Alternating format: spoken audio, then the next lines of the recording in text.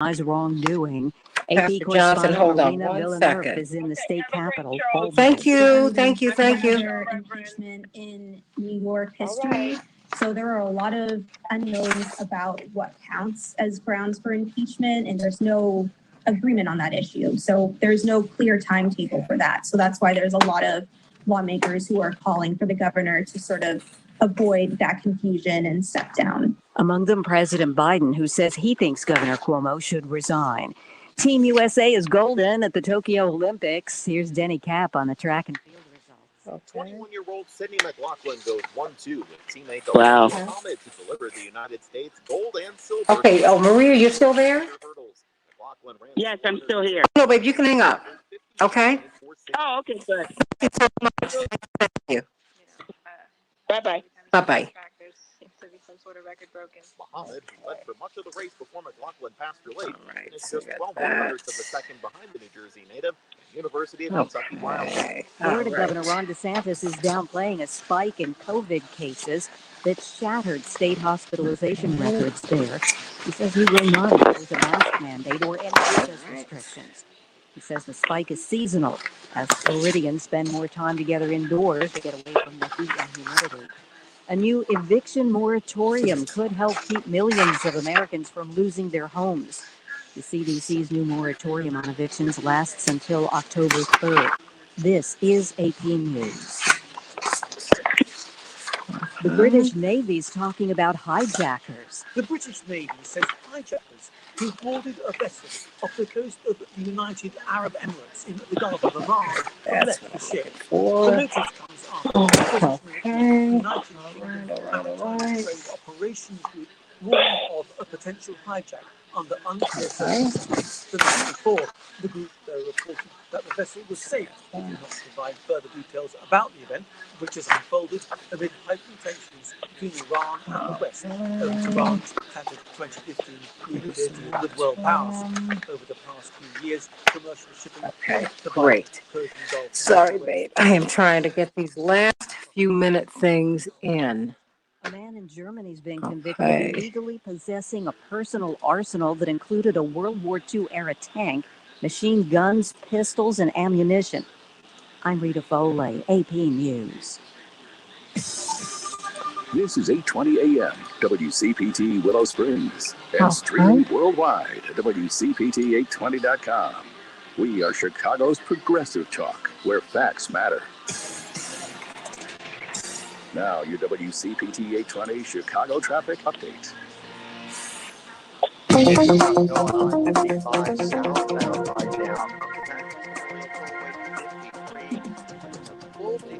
Crash is blocking two right lanes. Northbound is not going to go from Beverly. In a 5-minute delay, northbound is much heavier southbound. Farther north of the inbound skate. All right, we got about 2 minutes. Okay, great. Thank you so much. Vicky, how you doing? I'm good, Sandy. How are you? Oh, girl, I'm doing well. Just trying to get through. And it's always the last minute crunch.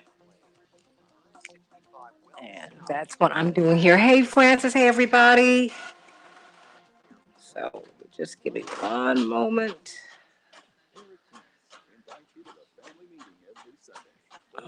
Okay, and on WCPT 820, Chicago's progressive talk. Staples Connect has everything for school at amazing prices. Now, Staples 2-pocket paper folders are just 15 cents. And comp books, 24-pack Crayola crayons, and 8 packs of Pep Rally No. 2 pencils are 50 cents each. So you won't just be ready for school, you'll be Prepared Parent of the Year ready. I just want to thank my family and Staples for making this possible. Visit your local Staples or staples.com/back-to-school and get more than ready for school. Ends 8/7. Limit 30 except no limit on pencils. Pocket folder offer in-store only. According to the National Institutes of Health, 30% of hospital admissions in older adults are drug-related, like taking meds at the wrong time. Okay. All right. Oh. It dispenses them at the push of a button. Try Hero risk-free for 30 days and get free contactless delivery. Thank you. You got about 10 seconds. Okay, very good. Thank you. Hey, everybody. Got a lot to talk about today. We're going to be looking at the Nina Turner race. Change the world, change the world, change the world. Can change the world, we can change the world, change the world. This is the Santita Jackson Show. War and hate to a place of love, it's not too late. Gotta save the children, we can't wait. Let's change the world. I am green. Everybody, welcome to the Santita Jackson Show. It's a joy to be with you today. Talk to me, call me at 773-763-WCPT,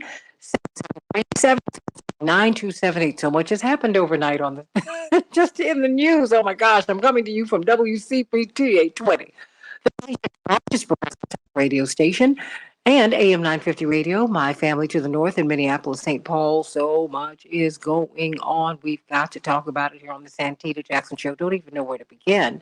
But, let's start with COVID, because that's a real big thing. It's a real big thing, and it's reshaping our lives. We all have a lot of questions. We're going to be talking about the Nina Turner race and what that means for the left and for progressive politics. And in the same state, in Ohio, a Trump ally won. And so, it's very interesting. What does this mean? The black political establishment pushed up against Nina Turner. You saw a lot of dark money go into the campaign. We're going to be talking about that. Dark money. That is money that you can't really trace, but anti-progressive positions. Can't wait to talk about that. And then, of course, Governor Cuomo is in the fight of his political life. What will that mean? I just want your thoughts on that. I'm not going to really dwell on that because the process itself still has to roll on. You still, will he be impeached? We don't know.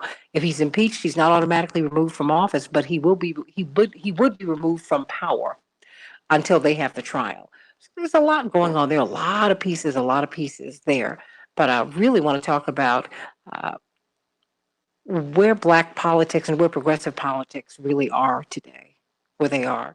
Let me say hello to my morning stars over here on the Santita Jackson and Friends page. Hey, Andre and Linda and Shirley from Philadelphia and Raphael down there in Brazil, sending you much love. Francis, the Gambia, Paula, everybody, and Daryl, and Renato down there in Sao Paulo. I love, I've performed down there before. Francis and Lewis and D. Ray, and so many of you. And of course, we are still in the midst of the Rainbow Push International Conference. It has been fantastic. We've had Stacey Abrams. We're going to have Bishop Barber. Today, you're going to have Attorney Ben Crump and Attorney C.K. Hoffler talking about criminal justice reform. Go to rainbowpush.org so that you can stream it live, or go to their Rainbow Push page. It's all virtual. And please go get registered. Get registered. It's free. Just go on and get registered, everybody. Carol and Dave, that's right, my brother to the north, Lorenza and Francis in the Gambia. Everybody get registered, because we're going to have a tremendous international segment as well. We want you to be involved. Because, of course, we're going to continue to really amp up, shall I say, programming throughout the year. So let's get some of these headlines out the way before we get some good news from Pastor Vicki Johnson, everybody. Chicago is going to be a very pleasant day. Sunny, a high of 81 degrees. Minneapolis, St. Paul, a high of 85 degrees, partly cloudy. The Dow closed up 278 points yesterday. The NASDAQ closed up 80 points. The S&P 500 closed up 35 points. Well, the Twins will be playing Cincinnati today. The Cubs, check this out, everybody. 6, the Rockies 13. High-scoring games in baseball, I certainly have. And the White Sox, they trounced the Royals 7-1. Have you been watching the Olympics? They set a world record yesterday. This young lady set a record like less than a month ago, a world record, and then she said, unbelievable. And now America's still number one in the medal count, everybody. Although in the gold medal count, China is number one.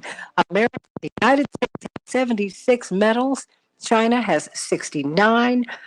Japan has 36.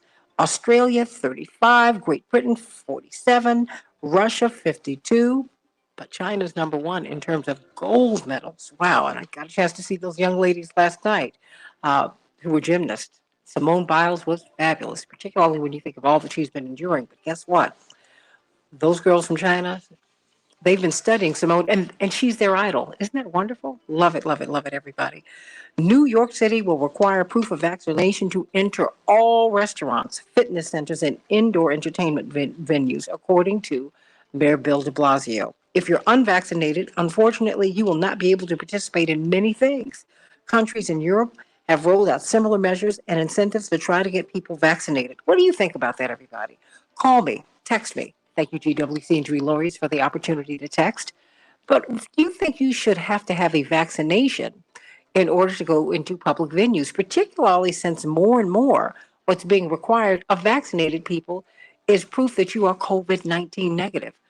Call me, text me at 773-763 WCPT, 773-763-9278. They're going to make you get a vaccine one way or another. What you think about that? Well, congratulations to Cori Bush, a congresswoman from St. Louis. What did she do? Well, she slept out on the steps of the Capitol to highlight the challenges faced by homeless people because she's been homeless too. Well, guess what? Uh, I think the message is clear. That's what Representative Alexandria Ocasio-Cortez said. It said everyday people can make a change. We can always demand better. Pressure from progressive leaders and grassroots activists. That's right, from progressive leaders and grassroots activists. Well, to extend the expired federal eviction moratorium paid off yesterday, everybody, when the Biden administration took action to shield most, but not all, U.S. renters at risk of losing their homes. Wow. So, what do you think about that? Nothing comes to sleepers but a dream, everybody. You got to go on and you got to push. In the meantime, it was reported by David Sirota and, by the Daily Poster, that's David Sirota's site. Andrew Perez and Joel Warner reported yesterday that the chairman of both the real estate brokerage firm, Marcus and Millichap, and the real estate investment trust, Essex Property County Trust, donated, I'm reading through it because it's just so stunning. They donated $1 million to the House Majority PAC on June 1st, days after the CDC extended the moratorium until late June. Now, so what do you think? Now, Rashida Tlaib is saying give the money back because the Democrats took millions from real estate interest before allowing this moratorium to end. What do you think about that? How does that make you feel that the mainstream Democratic Party, mainstream Democratic interest, took money from real estate interest before they allowed this moratorium to expire? What do you think about that? Our girl Nina Turner, well, you got to keep on fighting. She said, our journey continues. She conceded defeat in her congressional bid yesterday. But guess what? She said, our journey continues. Tonight, my friends, we have looked across the promised land, but for this campaign on this night, we will not cross the river. But you got to keep on pushing. Look at what's happened with Cori Bush by just getting out there. I think Nina Turner, she is not done. And neither is President Trump, everybody, because guess what? One of his acolytes, that's right, he redeemed himself in Ohio, according to this news report. Mike Carey might have been on the ballot, but guess what? It was really Donald Trump, everybody says. The former president's candidate prevailed in a 10-way primary to replace Representative Steve Stivers, everybody. Trump's got a team on the ground, everybody. You got to think about that. You got to think about that. In the meantime, people are calling for New York Governor Andrew Cuomo to resign after it was revealed that 11 women, there was validity to their claims of sexual harassment, of creating a toxic work environment. What do you think about that? Should he resign? President Biden has called on him to resign. It looks like, though, he is going to stay and fight. What do you think? Americans are willing to take pay cuts. Guess what? To never go into the office again. Pastor Vicky, so much is going on. Amen. Good morning, Santita. Good morning to your stars and friends. There is good news today. While traveling this week and walking through Midway Airport in Chicago, my eyes came upon a sign that said, if you see something, say something. This saying was borrowed from the New York Metropolitan Transit System to keep people alert and to make our travels safe. But when I saw this sign, if you see something, say something, my mind went immediately to Psalm 107 and the second verse, where it says, "Let the redeemed of the Lord say so, whom he hath redeemed from the hand of the enemy." In the New International Version, it says, "Let the redeemed of the Lord tell their story, those he redeemed from the hand of the foe." Tell your story, say so, say something. If you see another day, say something. If you have some activity in your limbs, say something. If you are clothed in your right mind, say something. If you see that you are surrounded by some people who love and care about you, say something. On the other hand, if you see injustices in your community, in your society, in this world, say something. If you see that being immunized makes a difference, say something. If you see people trying to make you think that you saw something else at the Capitol on January 6th, say something. Say something that gives praise, say something that gives acknowledgement, say something that will give a challenge. Let the redeemed of the Lord and anybody else, because you don't have to be religious or spiritual to say something. If you see something, say something. And if you can do this, and I'm sure that you can, then to me, that's good news. Amen to that. If you see something, say something. But you know what, Pastor? We never think of it really in that context. But Yes. I think it empowers people when you give a testimony, when you say something. Haven't you had the experience of, Story. yeah, I mean, but I just wanted to ask you this. I mean, just the experience after you share something about yourself that maybe it's a struggle or something that someone will be surprised and they will come up to you very quietly and they will tell you, that happened to me too. Dr. Verholden's ready for you. It's That is the power of your story. That is the power of sharing your experience. It's not for you alone. It's not for me alone, but it is so that we can all live and grow together. Thank you for that. I needed that today. I really, I needed that today. Thank you so much for that. Yes. Thank you. Thank you. Thank you. Thank you. Needed that today. Because really, everybody is going through something, everybody. Everybody. Trust me. John Lennon put it so well many years ago. He said, nobody gets out of this alive. How about that? And there's no greater truth than that. No greater truth. I mean, we're all going through something, everybody. We all are. Our pastor, Reverend Clay Evans, told us in life, you're in three positions. You're either going into a storm, you're in a storm, or what? A storm, or coming out of a storm. Boom. Yeah. Ooh, So get your umbrella, get your raincoat, get your boots. Pull it together. And just, and throw the makeup off because it's not going to stay. Just let it go. Right. Hair's going to be gone. Doesn't even matter. And you're not even thinking about that anyway. You're trying to get through the storm, trying to get on the other side of it, trying to get to the sun, trying to get to the sunlight, which is still shining, everybody. The sun is always shining. You just might have some clouds in the way, but it's always there. And it's always working on your behalf.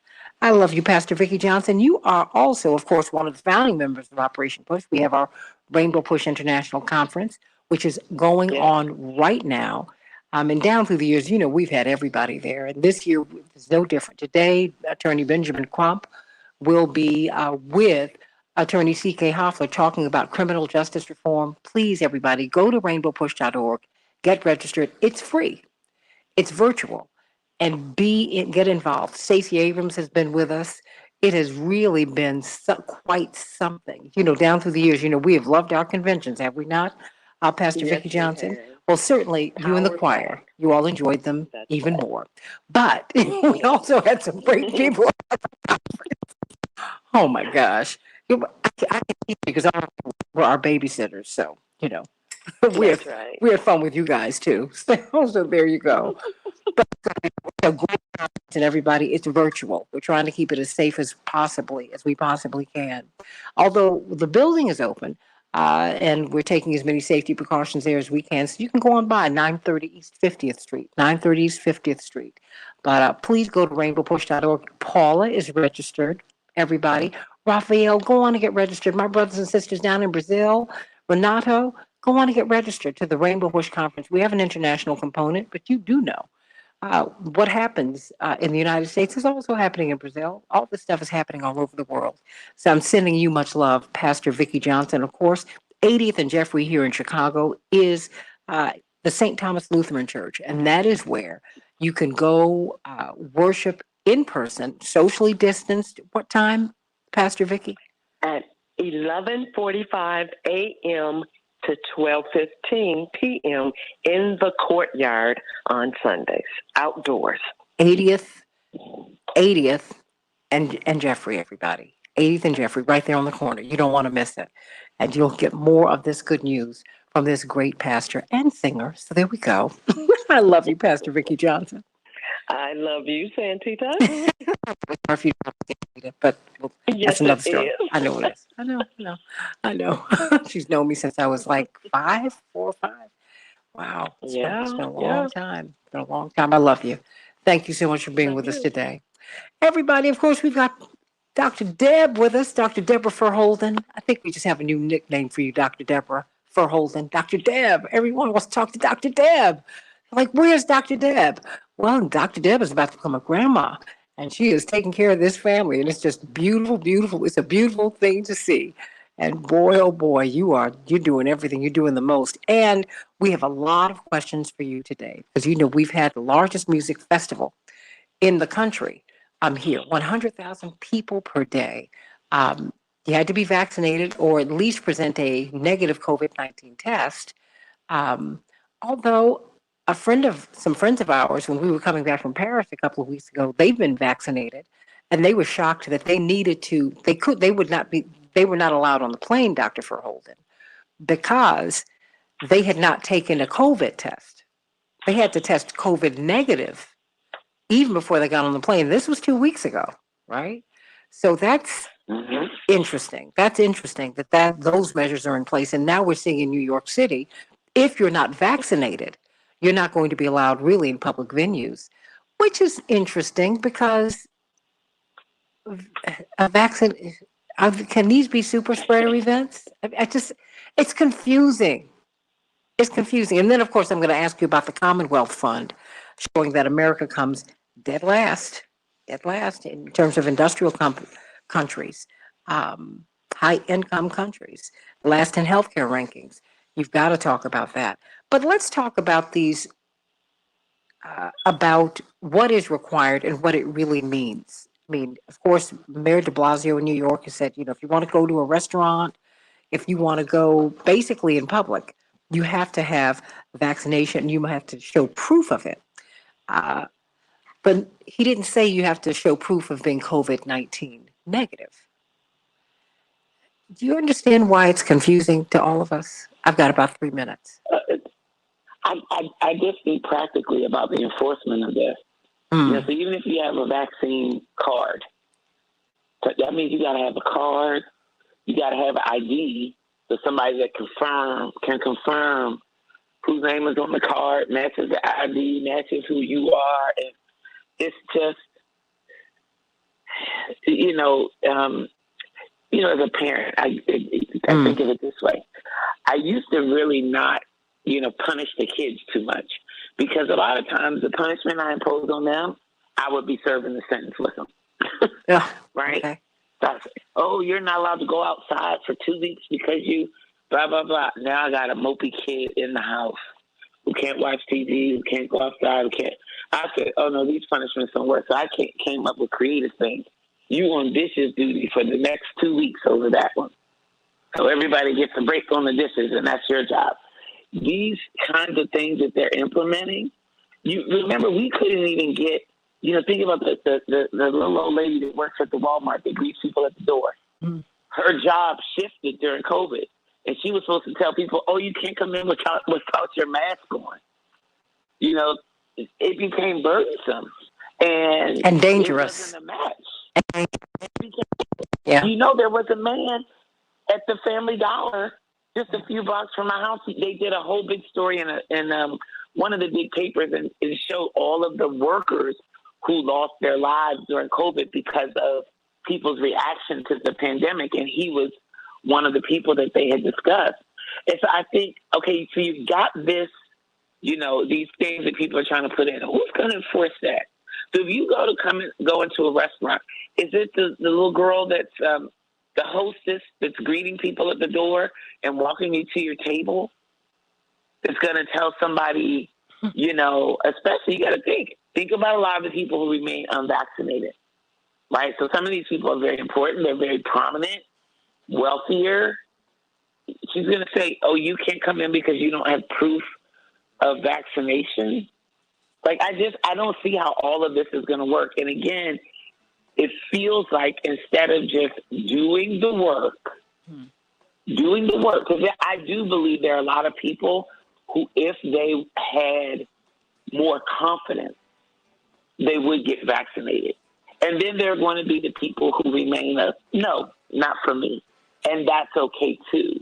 But instead of us doing the work and applying good public health to get the people who are still sort of on the fence, or I'm still waiting to see, or I don't know, I've heard too many things about side effects. Instead of doing the work to get those people what they need to be a yes, we're going to now try to strong arm people into getting the vaccine. And I don't think it's going to be as effective. It will cause an increase in cases. And it will engender. If you can't fly without vaccination, a lot of people will get vaccinated because they don't want to not be able to fly. But it's going to engender resentment. And that's it's engendering resentment already. And just the thought of it has people up in arms. We'll be back in just a minute. It's engendering resentment, and that is not socially sustainable or socially safe. Let's talk about that, everybody. What about vaccine cards and vaccine passes? Back in just a minute.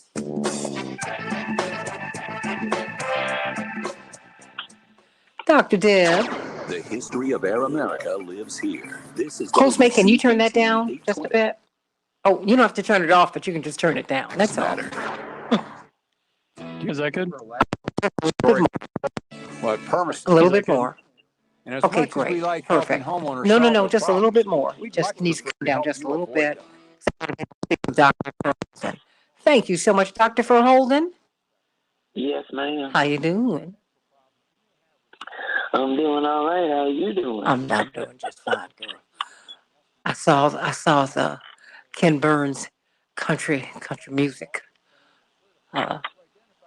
documentary, and I loved it. Because it reminded me of all that music I would hear when I go to South Carolina, sit in my grandmama Helen's house. I loved it. Even though I'm sounding like a Texan right now, and my grandmama was straight on South Carolina. But I loved it because I would love seeing all of these people with these many different names get on TV and get on the radio. And you really have gone full Texas woman. Girl, wait. And the women who had the men's names, I loved it. I was like, I didn't realize how much I was into it. I love Bobby Gentry. I love Chris Christopherson. I loved Chris Christopherson anyway. But I didn't realize what a great songwriter he was. But I used to watch Glenn Campbell with my great grandmother. I even went to see him on his farewell tour.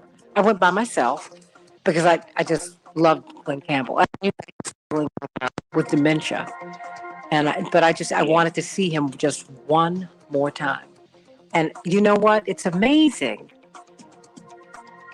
with the music, he remembered just about everything, even though he did have the lyrics just before him on the stage.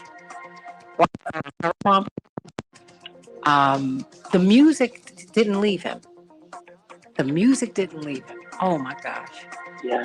It didn't leave him. And it's just, just really interesting. And I'm so glad I got a chance to see it. Plus, I own the whole series, you guys. I love it. Yes, I did. That made me re-up for PBS. Yes, I am a subscriber, everybody. I support. I support. So everybody like and share, like and share. But I have a lot of questions for you, Dr. Deb. But I have a lot of questions because a lot of people have a lot of questions for you because there's a lot of confusion. You know, there's just Yeah. okay. I mean, because I'm telling you, when I saw our friends get blocked from getting on the plane, but I said, well, I know I had to take a test. Even though you had to show proof of vaccination, more and more with these, they want to know if you're COVID negative, and you had to do that. And I appreciated that. I really appreciated that. But I hated to see them inconvenienced because they missed the plane, and you don't have as many planes now. But I'm just wondering. I don't know if he talked to someone like you, Mayor De Blasio, and I like him a lot. But I'm like, have you talked to an epidemiologist? Have you talked to someone like Dr. Knighton? Have you talked to an immunologist? Have you talked to people who really understand how this spreads, how you contract it, how it spreads? I just don't get the sense that the business community and the politicians they support are talking to people like you, Dr. Deb. I, I, I, I don't. Am I wrong? No. Okay. And it's interesting because I am an epidemiologist. A lot of what so that is great because it gives me, footing and rooting in data and evidence and science and all of that. But I'm also like a humanist. I have my own lived experience, and I'm a community engaged health equity researcher. 5 seconds. So I really fundamentally believe you have to work with people and not for them or do things on their behalf. Stand by. Hold on. We're coming. Change the world, change the world. We can change the world, we can change the world, change the world. This is the Santita Jackson Show. War and hate to a place of love, it's not too late. Gotta save the children, we can't wait. Let's change the world. Everybody, welcome to Santita Jackson Show on WCPT 820, the nation's largest progressive talk radio station, AM 950 Radio, Minneapolis, St. Paul. Please meet my morning stars on the Santita Jackson and Friends page and on my YouTube channel, the Santita Jackson Show channel, everybody. Please like and subscribe there. But I want everybody, Renee and Joyce and Renato and everybody from all over the world who are here, please like and share, everybody. Vicky, like and share. Lorenzo, thank you, so sweet. We did have a wonderful homegoing for our beloved April Branch, sending much love and many blessings to you. Please like and share this broadcast. Like and share. Jean, like and share. Brian, like and share. Andre, like and share. Everybody, Linda, Shirley from Philadelphia, like and share. Paula, like and share. And everybody, please go on and get registered for free at the Rainbow Push Conference. Please, the international conference is going on right now. You don't want to miss Ben Crump today and attorney C.K. Hoffler as they talk about criminal justice reform. You don't have to miss Stacey Abrams because we now have a YouTube channel at Rain Push so that you can see all of these wonderful sessions, and they have been something fantastic. We're talking with Dr. Deborah Holden, brilliant epidemiologist, Associate Dean of Public Health, Michigan State University. Of course, she comes out of Johns Hopkins. And we've been talking about so much. We see that the mayor of New York has stated that if you are not vaccinated and you don't offer proof of vaccination, you will not be able to go into restaurants and fitness centers and indoor entertainment venues. And with breakthrough viruses, I'm wondering, does that help prevent spread? Number one, Dr. Verholden. This is a complicated question, okay?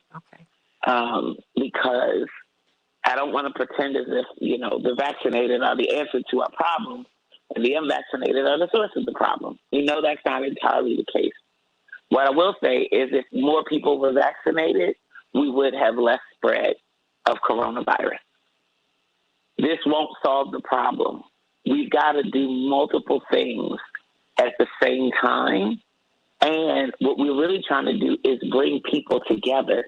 You know, there was this notion earlier on when we were talking about herd immunity or community immunity that, you know, African Americans were just so vaccine hesitant and so COVID vaccine resistant that they would have to get on board and take one for the team and do the right thing.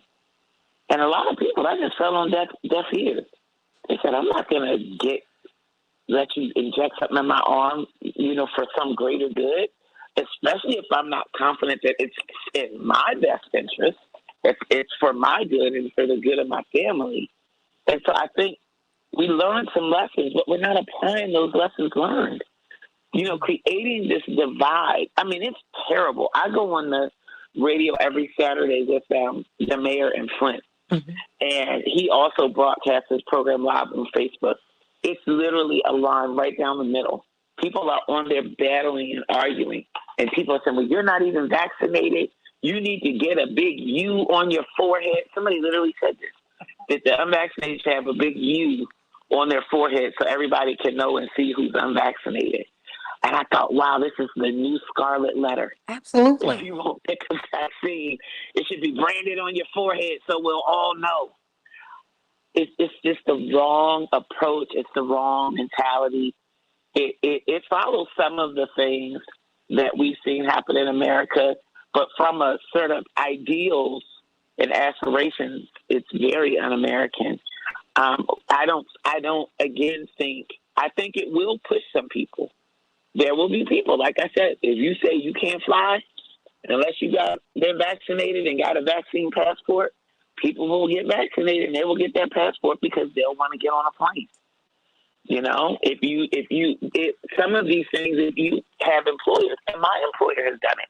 Michigan State University has now required vaccination for all employees, students, faculty, staff, everybody that comes into the building, even contractors. You know, in my building, the security and the cleaning services are provided by contractor companies. All those people have to be vaccinated to be in the building. And that is effective September 7th. So when people aren't vaccinated, the notice came out last week. They had days to get off the fence and go get those shots so that they could be eligible to even be in the building come September 7th. I just think that in a moment where you have Americans who are searching politically and socially and culturally, and it's not just a Trump thing. No. This is bigger than that, much bigger. It's bigger than any person. It's about principle. When you have people do something, against their will, eventually they resent you when it comes out. You can see that in all relationships, personal and institutional. And that to me is a dangerous thing, particularly since this is still a clinical trial, because it is disturbing to me that they want to rush the approval from the FDA. I said, why would you rush approval from the FDA? Let them take their time and do what they need to do. We're still in a trial, you guys. It's still a trial.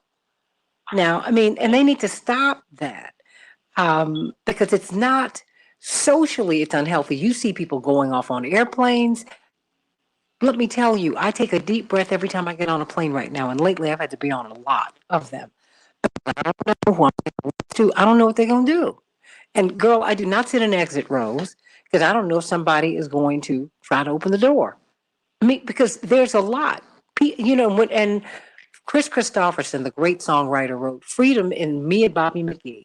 Freedom is just another word for nothing left to lose. It's dangerous to put people in that position. You have this NFL player who said, I didn't want the vaccine, but the NFL has made it so hard for me. I've got to take it. And he said, that's not good, that I don't feel good about something I just took. Let me go to Natalie. She wanted to speak with you. Natalie, what's on your mind? Good morning, Santita, and good morning to your guests. What's on my mind is that I'm feeling a lot less free than I ever have in my whole entire life. Even through the Reagan years when my Jerry curl grew out. So I got laid off the steel mill. Hey, did you get the government cheese? One of my classmates in college, she used to get so great. Her grandma used to send her a brick of this government cheese. And let me tell you, yes, we all ate it in Crandall Hall. Thank you very much, Howard University. Thank you. I love it. And I'm not either. I mean, I stood in gay labor lines. So to say now that I feel less free than I ever have in my life, when I have been through some things, the whole 99 weeks on unemployment, there's no one standing in and say, hey, I'm going to rescue you. No, none of that. But Santita, for me, this is a very slippery slope. Okay, because we're arguing about the Republicans taking away our reproductive rights, but this is the same thing. And where is it going to end? So you start forcing me to do this, and then jobs are going to take advantage of this and say, hey, we can make you do this, then we're going to make you do this. And then if we can do this, then we're going to take away, now it's Roe versus Wade. And if we can make you do this, then we take away your water. What is it? And now it's the Republicans and the Democrats. I feel. Natalie, it always was. I have buyer's remorse. So explain to me your buyer's remorse. What do you have buyer's remorse about? It's about how I voted. Because this is not what I voted for. This is what I was voting against. But now this is much worse because this is the person that I supported. I didn't support the other person. But I supported this one. And for me, this is worse than when he was in office, because we anticipate something from the other party.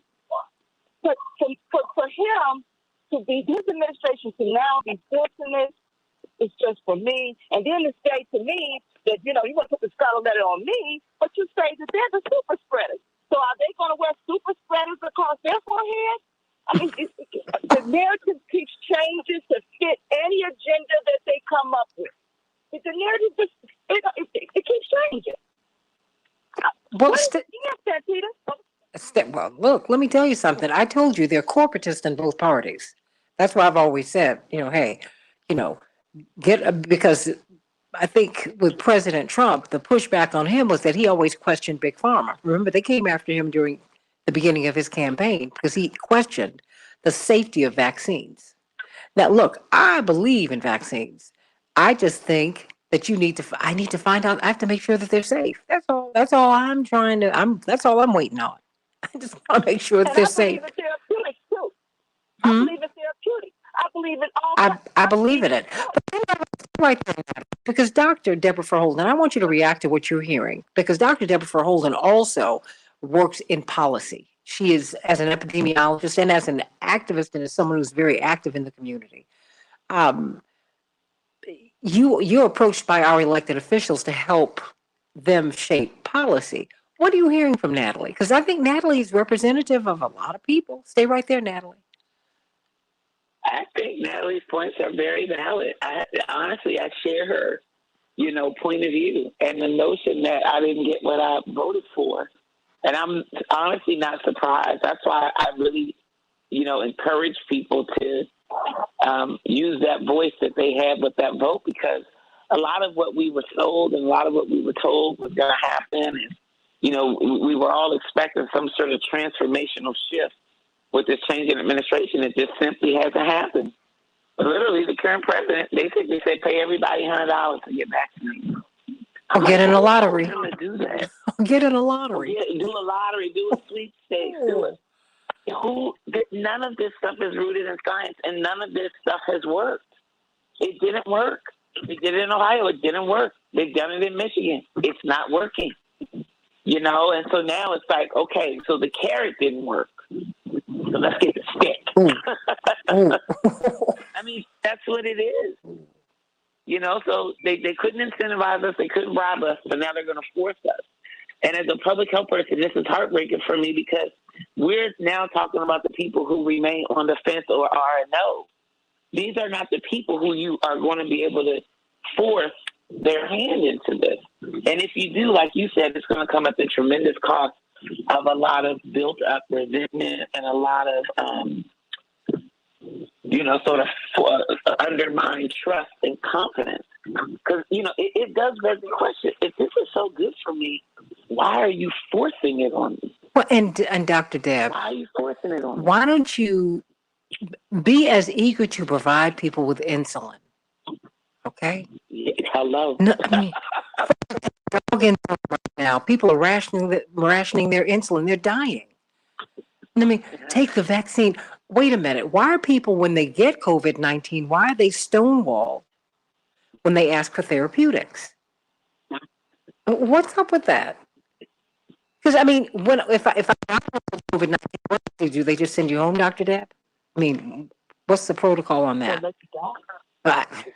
What you say, Natalie? Yeah. Natalie, what did you just say? I say, what is the protocol? Because we know that remdesivir works. We know that it works. Why isn't Gilead being made? When that young man took that medicine up to $5,000, they put him in jail. Why isn't Gilead been made to reduce the cost of that drug due to this national crisis? So that, hey, if you get sick, you'll get that remdesivir. If you was in the window, and we know it works. It's a proven drug. It's been around for a while, and it works. I don't understand. I'm like you said. So when I go to the hospital, am I just getting a ventilator and I'm laying there allowed to die or being sent home? What's going on? I'm not understanding why the vaccinations seems to be the only way. There's always more than one way to tackle any illness. When you go to the doctor, you get your options, and then you choose your options because it's your life. I mean, this whole thing here is, in the second, it's so much bigger than that, because when they start taking away these rights, then trust me, jobs are going to use this to take away other rights, because that window is open now. You can't. This is the Pandora's box that's been open now, and so it's not going to stop with these vaccines. Jobs are going to take full advantage of this, and we're going to see unions are going to have a harder time. I just see it happening. I've been a union worker all my life. Santita, I've worked a long time, and I can just see where this is going to end up. And the whole justice thing, this is just can't. I'm worried. I think you have every right to be worried, because you have a lot of angry people out here who are angry about a lot. Natalie and Dr. Deb, Miss Natalie and Dr. Deb, people are angry about a lot. And so I think that not having the conversation and therapeutics, that's why I keep bringing that up, because people are bringing these things up to me, Dr. Deb. That's why I'm bringing it to you, because I'm not the epidemiologist. Of course, Natalie. Also, what I don't appreciate is because there's this notion that those of us who are not vaccinated, I've been out here being irresponsible, and that's not true. I wear my mask. I have worked through this entire pandemic, and so have my coworkers. We didn't have a choice. Okay, we were told we would not be shutting down for this pandemic, so we cleaned. We did what initially we didn't have anything. You bought your own if you had it. We weren't getting nothing, no protection. But we worked through it. We wore our masks. We cleaned and got through it. So now, now that you've gotten out of that, when before you were thanking everybody, it's just, to me, such a betrayal. I'm saying something, and I'm going to take this anger right to that ballot box, and it's just so frustrating. I'm just furious about this. But we're not irresponsible. We're not out here coughing at people's faces, and we're not. I mean, what do they think is happening? So it's just a betrayal for me. Well, I don't want to disrespect. But Dr. Deb, why don't you speak to Natalie? Because she's one of the people you're speaking for. Yeah. When I talk about the multiple layers of protection, like she said, she was required to work in order to retain her job, but she wasn't provided any protection. She had to bring her own mask. She had to bring her own hand sanitizer. So all of these vital resources that really would have supported people fairness in the payroll protection program, fairness and efficiency in getting people unemployment benefits. All of these things were mishandled, you know, and so now this notion that we've got this panacea that's going to solve all the problems and everybody now has to get on board. We knew that masking and hand hygiene and people being able to shelter in place and limit their exposure at the height of the pandemic was what was needed. But the resources and supports for that were not availed to everybody. You know, and so now this notion that, oh, now we care so much, we have to protect you, we have to protect others, so you must get the vaccine.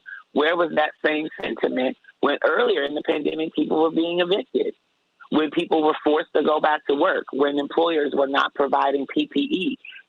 So I'm with you. It does feel a bit like a betrayal. And that's why the other question that you'll notice in all of the national surveys, they are asking people, are you vaccinated? And do you plan to get vaccinated? But no one is asking, what can we provide or what can we do that would boost your confidence in the vaccine and your willingness to get it? Nobody is asking that question. And you know what they're not asking? 40% of the country, they need to ask that question. And what else do you need to be well and healthy? Because, see, if you ask that question, you're now responsible for the answer. Well, you're responsible for doing something and taking action to solve the bigger problem. I also think they need to tell you what you need to do when you get it, if you get it. You know, what are you supposed to do? Do they just look at you and tell you that you have COVID-19, now go home and you cry and let's see where it goes? It might take you out. I mean, what is that? What do you do when you get it? What do they give you medicine? Do they give you a prescription? What happens, Dr. Deb? Yeah, and why aren't these some of these basic things now over the counter? Mm-hmm. You know, they have the equivalent of like a Tamiflu for COVID. Well, people should have ready access to that. There's just a lot that's not happening, and this notion that we can just throw money at people or force them to get it, I think it's problematic. Well, it is problematic, and we do want people to get vaccinated, but I don't. You know, I have my public health hat on. Mm-hmm. The vaccine is not the only thing that's needed, but it is something that would, I think, add to the mitigation. But there's all of these other things as well, and the lack of information, the lack of literacy. People don't even realize there is a whole adult vaccination schedule. And it is not really embedded in our healthcare system. I know because as a 47-year-old, there were adult vaccines that I was supposed to get that I only found out about because I explicitly asked my healthcare provider because I have a granddaughter on the way who's going to be in my house. And I thought, what things am I supposed to be protecting her from? And then she rambles, oh, you're supposed to get a this and a that and a that. And I'm like, how come nobody said any of this before now? And it doesn't escape many people that billions and billions of dollars are being made by the pharmaceutical companies.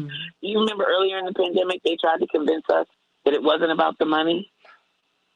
They said it's not about the money. They make more money on hypertension medication than they'll ever make on the vaccine. And guess what? We're now finding out that's not true. Well, now they're raising prices in Europe. Are going in the trash. And they're what now? What's going in the trash? A lot of the vaccines that our tax dollars paid for have gone in the trash. You know, waste is also a big problem. The scarcity in the beginning, all of the confusion, and then now so many people saying, I'm going to pass on this. These vaccines that our tax dollars paid for will likely much of it be going in the trash. They're expiring now. We already deal with waste because you have to mix it up. The thing what comes in that vial is not ready to be injected in the arm. It has to be mixed up. And if you don't get all those doses into somebody's arm, and we saw earlier the physician who, at the end of the evening, the pharmacy is closed. He then starts going through his Rolodex for customers and elderly friends. I believe his wife, who had a bunch of pre-existing health conditions, who was over 65. He gave her a dose. They charged him with theft. So we just fumbled all of this. Like, we fumbled all of it. We didn't do a good job of giving people information so they could make a choice and be empowered in the choice. Then the sort of, media took over the narrative and said, oh, this one's bad, this one's bad, this causes that, that causes that. And those are the things that resonate in people's hearts and minds. And then people have their own experience of whatever they had to do to survive through this pandemic. And I don't mean just, avoid contracting COVID, but all of the stress and all of the anguish and people dying around them, even not of COVID. Not being able to attend a funeral for a relative because we weren't allowed to, not being able to be at the bedside when your relative transitioned. There was all of these things that happened, and there just wasn't the level of governmental support for people for very basic things. We shut down primary and preventive care. And so what's happened is a bunch of cancer cases that didn't get diagnosed last year because people weren't getting screened are getting diagnosed this year. So people are dealing with the double whammy of, not having what they needed last year. And so now they're really under the weight of it this year. I mean, I really don't see how this administration has handled this any better than the previous administration. And I really hope that we stop blaming people or political parties and some of those things, and we actually just look at what does the record tell us about what people have done and not done. It's time for some moonshots. And I know you say it all the time. Look at that list. We rank at the bottom again, and that is not new information. We are at the bottom of the superpower countries in health and healthcare. We spend more money, but our people live sicker and die younger. So clearly what we're doing is not working. Tomorrow, I want to talk about what happened, what the Commonwealth Fund study shows once again, that we're at the bottom. We're at the bottom, everybody. We're at the bottom. We are, for the high-income countries, we're at the bottom in terms of health outcomes, everybody. Something's not, and we've got to take advantage of this opportunity right now to get health care right in the United States. We can do it. But you're going to have to take the profit out of it, everybody. That's got to go. It's got to go. I mean, you tell me you can't have insulin because you can't pay for it? You can't get therapeutics for COVID or for all of these other illnesses because you can't pay for 20 it? seconds. You get breast cancer and it just gallops through your body because you can't pay for, you can pay for the test, but you can't pay to get well. That's not right. It's not right, everybody. We got to do better. Natalie, sending you much love. She's giving us much information. We're going to be talking about Nina Turner and progressive politics and the establishment on the Santita Jackson Show in just a few minutes.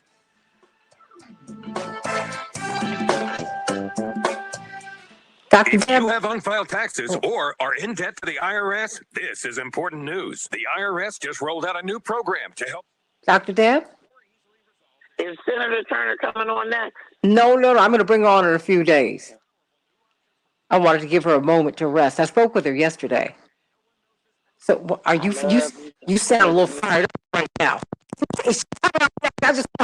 Love me some Senator Turner. I had the great honor and privilege of going on her podcast, and you being who you are, the great connector. You are the great, this is Malcolm Gladwell's distinction, the connector.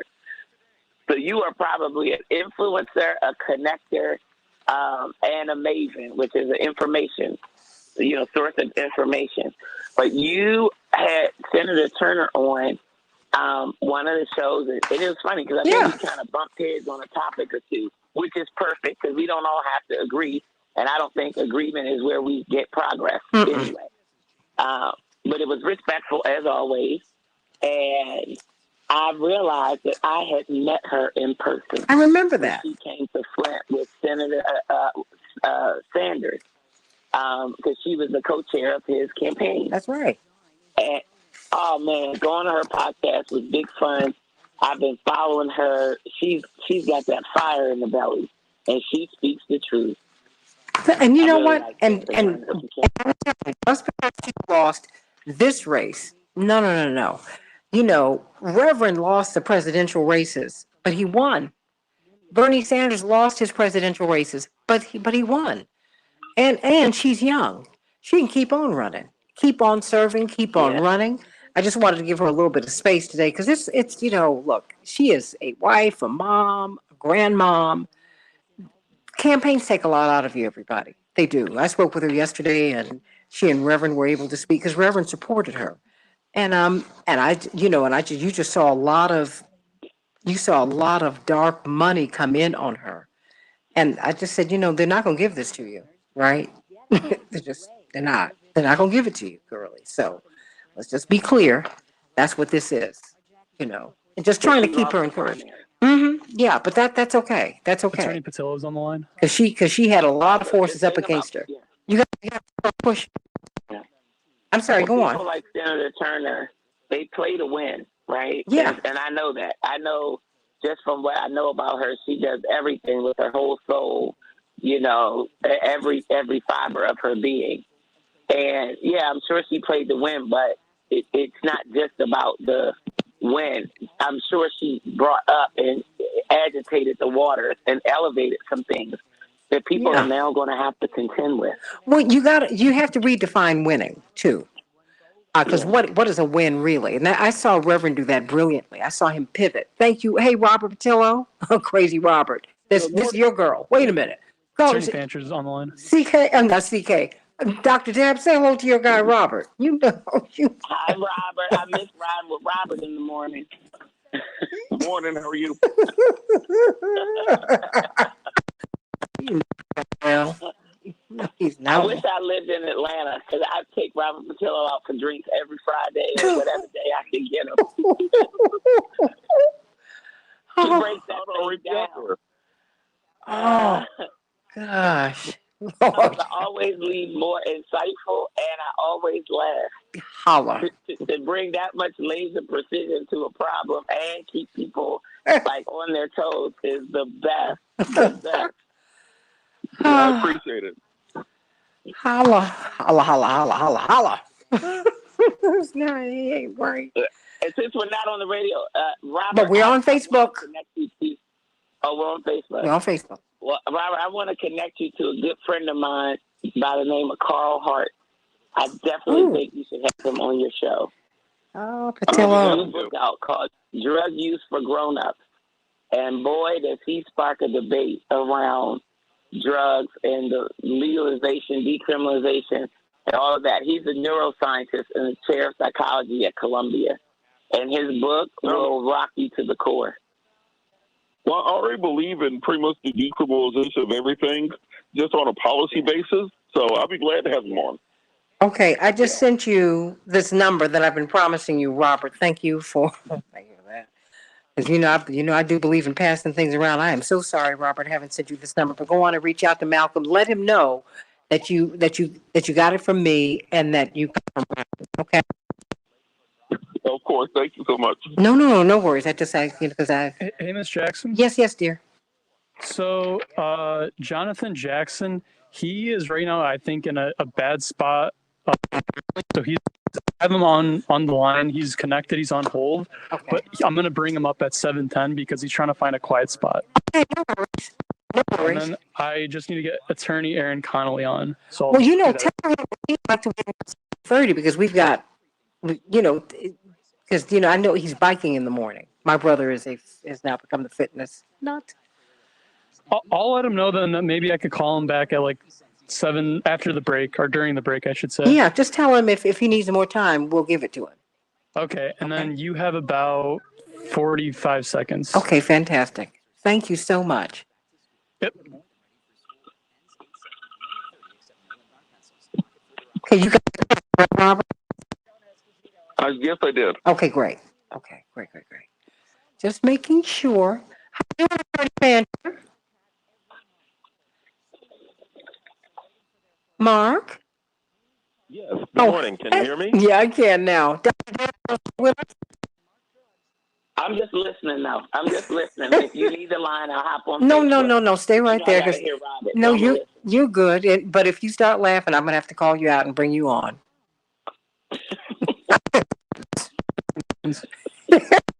Sorry.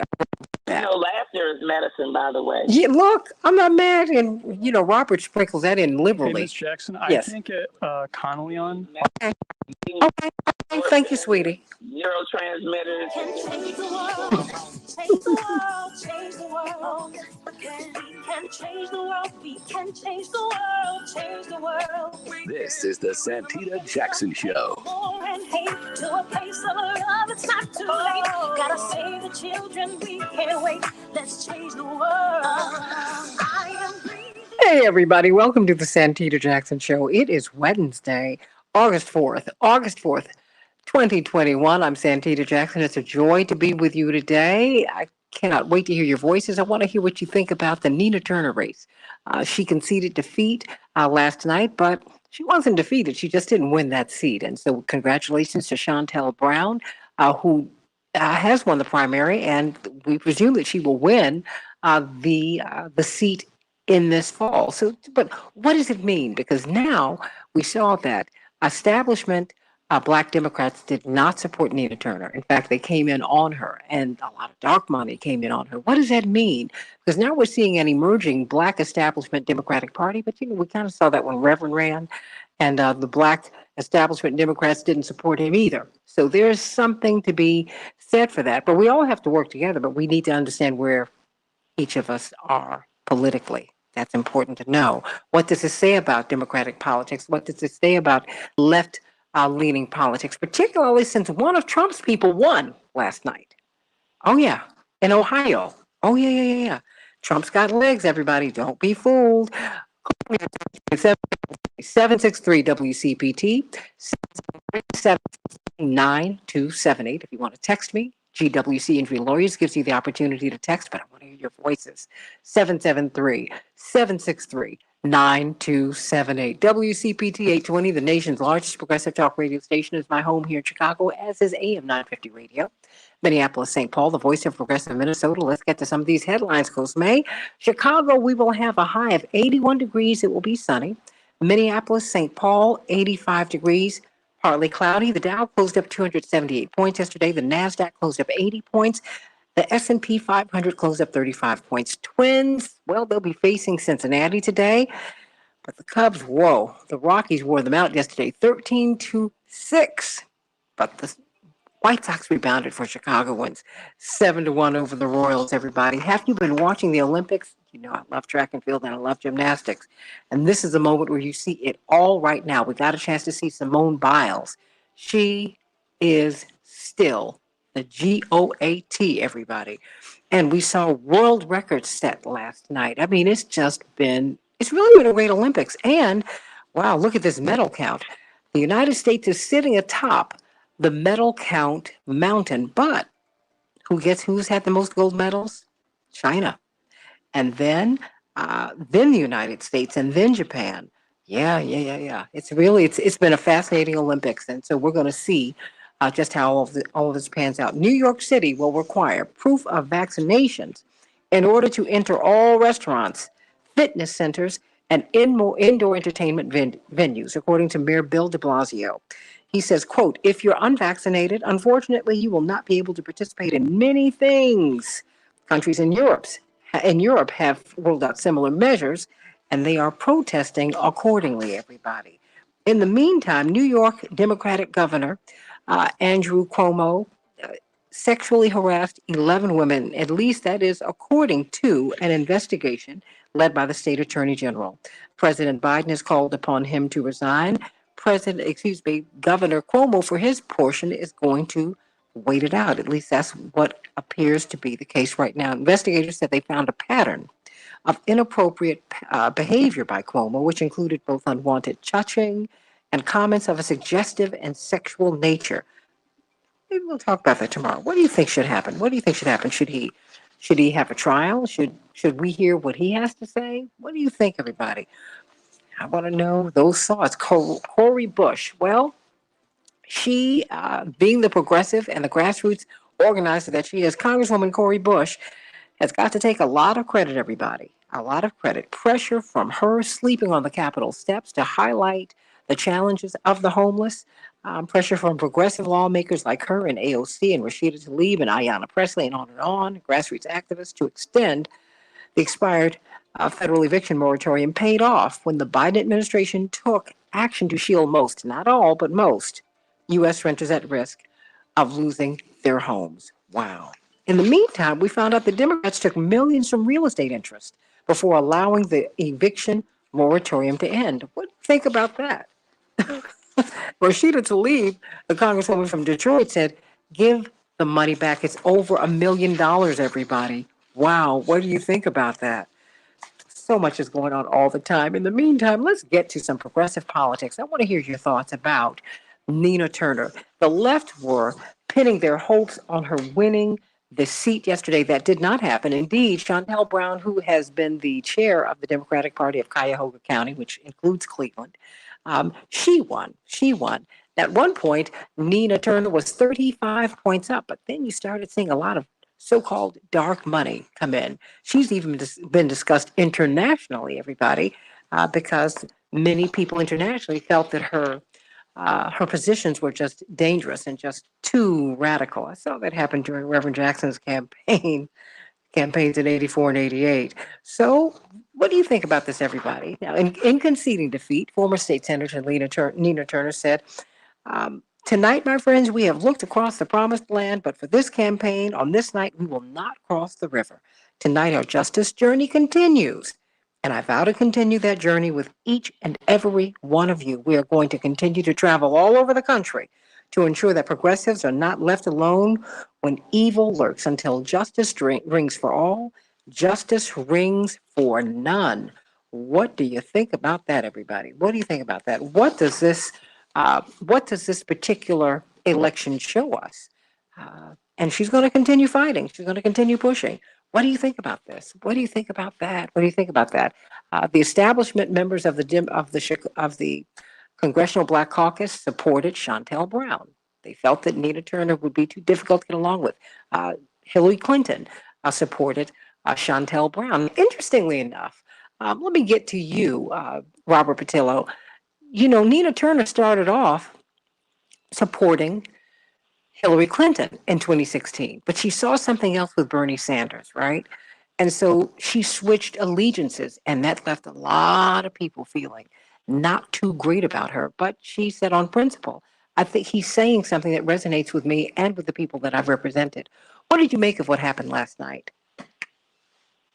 Well, you know, it's all too predictable in politics what the establishment will do. And remember, the establishment is bipartisan. The establishment does not hold any ideological values. The establishment values power for the sake of power itself.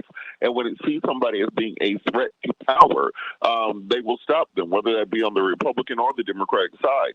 And when the Democratic establishment sees some people coming in who are pushing harder then they're ready to move, who are not talking about all this compromise and all this. Well, let's reach across the aisle and see what Mitch McConnell feels like doing. Let's see if we can bring the people who stormed the Capitol on January 6th together with progressives to try to pass a governing agenda.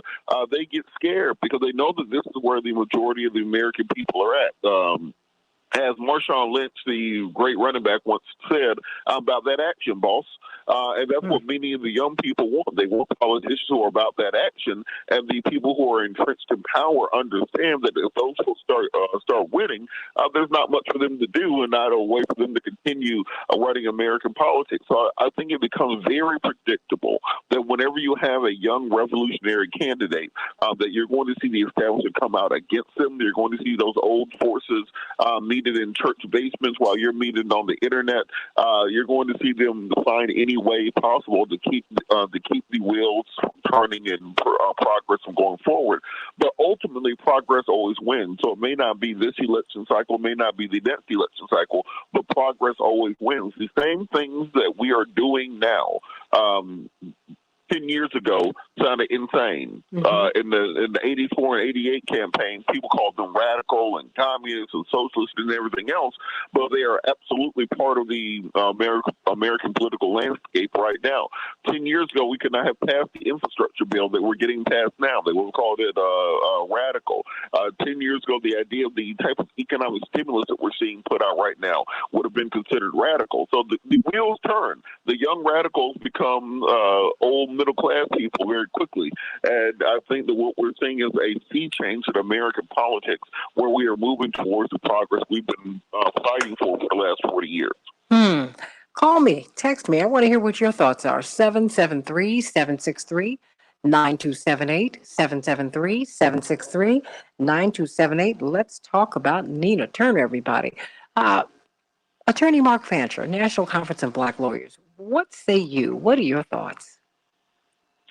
I agree completely with Brother Portillo's analysis. I mean, I think that while a skirmish, a battle may have been lost, the war is still being fought. And over the long haul, the people will triumph.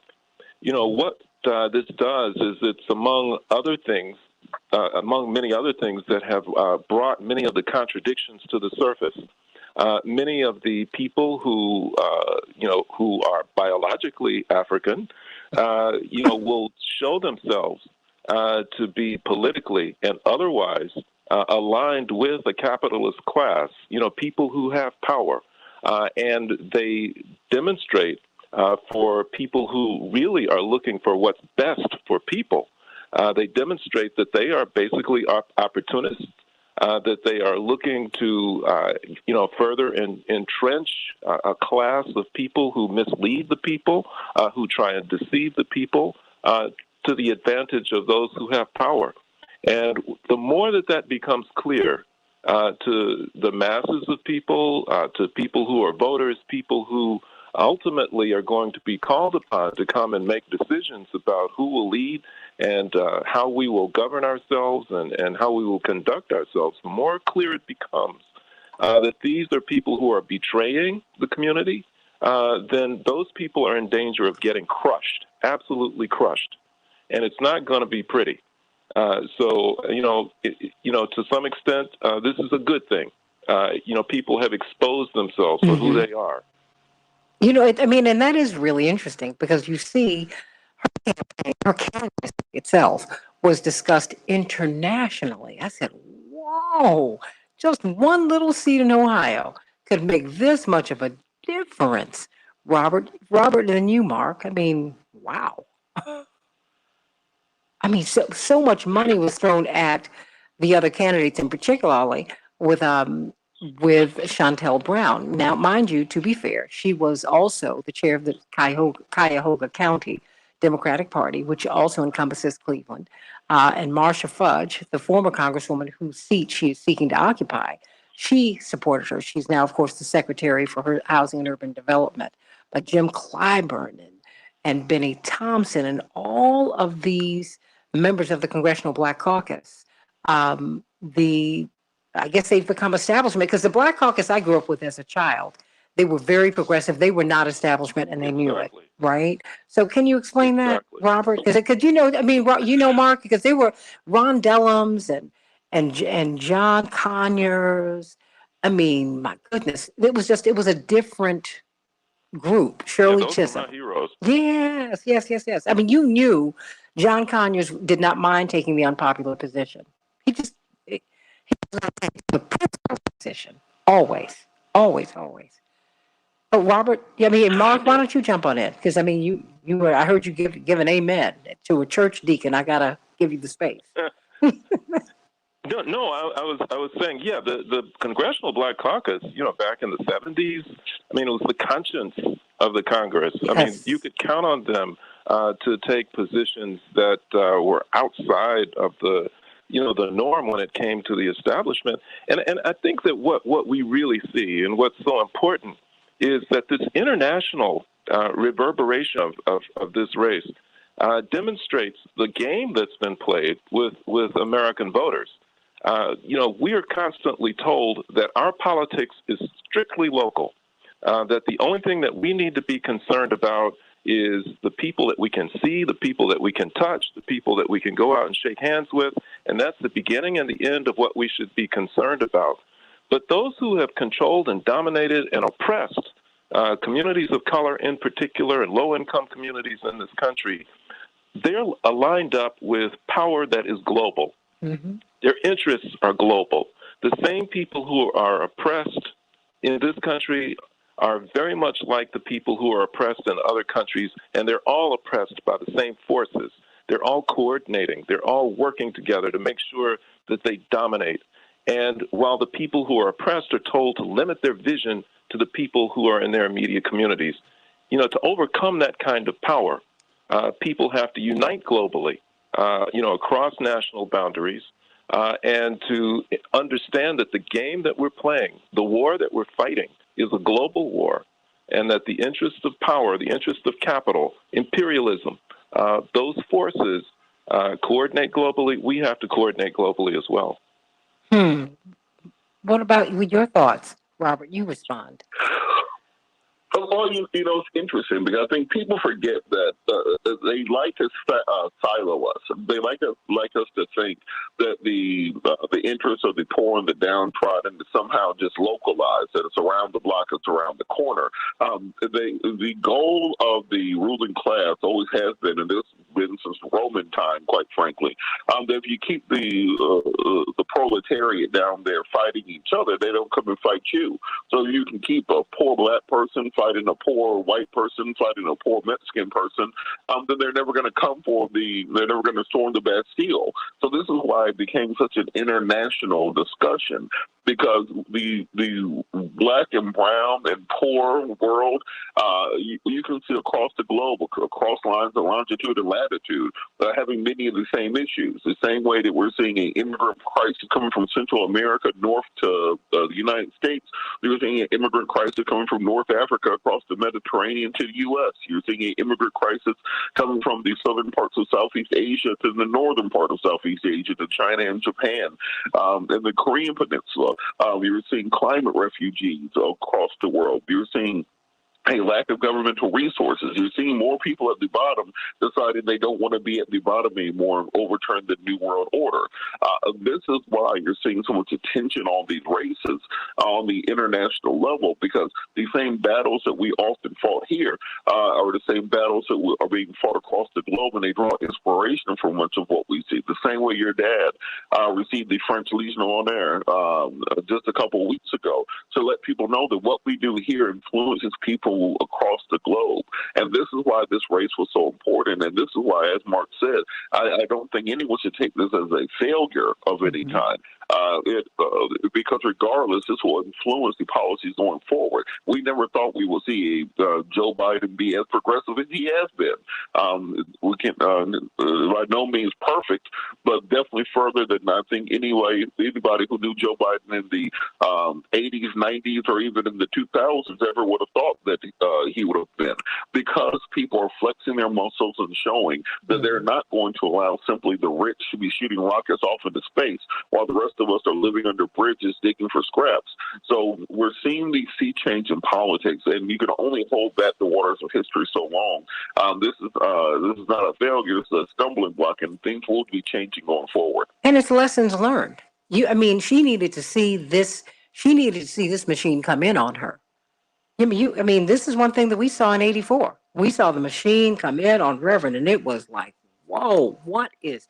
We saw it when he took a particular position on the Middle East. We saw it when he would take positions on economic equality, on racial equality, and it was. South Africa wouldn't let him in '79. He tried to get in for years.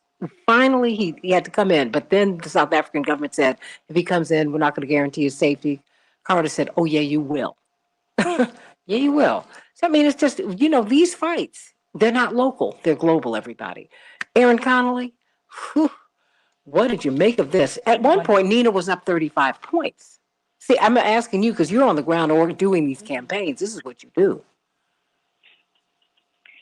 Well, I think there's a few things that I wanted to bring up this morning. Thank you for having me on. First of all, we're looking at a primary and a special election. So what we're seeing from the machine is a very hyper-targeted assault on this progressive campaign, right? So if it was during a normal election cycle, we would have seen these consultants and these strategists spread out throughout the country, distracted with other races. They were able to come together and coordinate in a way that was hyper-focused. So we're seeing dark money come together from all sorts of directions that is probably less likely to be as organized in another time frame, right? Because it's moved around in different places. So even if she was, and if those numbers were accurate, 35 points is a lot of points. Mm-hmm. That number triggers an alarm bell in whatever headquarters or email chain gets activated in this machine universe, right? So we see not only one industry come, let's say, for example, oftentimes with local candidates, we'll see an organization, like you mentioned, powerful lobbying, like the realtors, for example.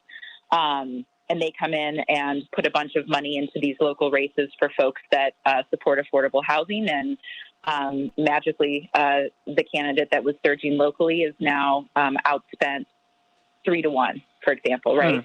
Here we saw something similar, but many industries coming together to make sure that Nina Turner was not an unpredictable force of nature in Congress. As we see, we have a few of those now. And if a quick glance at Nina's stances from her campaign show that they are not aligned with Speaker Pelosi. So in order to make sure that the entire Midwest does not have a member of the squad, I think it was a focus for this establishment to make sure that they have someone who they can predict very easily, right? And as we saw as a member of establishment Democratic Party locally, that you have a lot of favors to call in politics often, but you also know that person supports you, and it's going to come through in both the way that you can predict and the way that you can tell your larger donors, right? So we're looking at the pharmaceutical industry, the housing industry, construction industry. Ohio has a lot of businesses that are in that area. So I will be anxious to see the final fundraising numbers from the campaign and take a look at who put some additional funds into this dark money push at the end. I think it's always important, and I know, Santita, you have several guests who will walk us through that later on. But looking who is really making money off Nina Turner not being in Congress, not representing the people in the way that we saw Congressman Cori Bush in the last few days, camping out on the Capitol to end this eviction moratorium. And that's what I think they were afraid of with Nina. I was, full disclosure, happy to support her from afar. And me too. Thought her policies of eradicating student loan debt for folks, those are radical for people, right? And we see the establishment. I'm not sure they fully understand the impact on people's lives. Maybe they do and are making these choices anyway. But we do need more people like Nina, like Cori, like AOC, 15 seconds. These things that understand what it's like, human to human, to look someone in the eye and see them lose their home or lose their business or be concerned that their child is sick and they can't go to work to absolutely buy them medicine. These are real things. And no, stay right there. Corporations are. No, stay right there, because we're going to deal with this on the other side of the break, because that's the real thing. Mark, I hate that you're going to have to leave us, but thank you for what you're leaving us with. More wisdom. Okay, no problem. Sending you much love. Let's talk about this, everybody. Jonathan Jackson is going to join us on the other side of the break. And my goodness, then. Can't wait to hear what you've got to say. Everybody else, call me at 773-763-9278. The Santita Jackson Show. The history of Air America lives here. This is W. Thank you, guys. Stay right there. Great.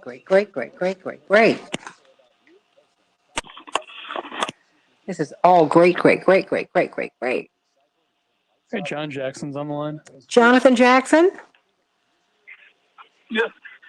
I think I've met you somewhere before. How you doing? Oh, there's a wonderful picture of Jonathan, Jesse, and I when we were like 6, 5, and 4, or maybe 5, 4, and 3. Yeah. And it's the last time, Aaron, that you will ever see my stomach bared ever. Oh my goodness! I'm looking, and the three of us all look the same, and we all look bewildered. And I have. We're all like this, huh? We're in our pajamas, like what? Social media later. Yeah, I think somebody caught us getting out of bed in the morning, and we just come down the hallway in our old apartment, and we're all like, huh? Oh, it's one of the most treasured pictures I have. I said, oh, Mom, this is a great picture. Great picture.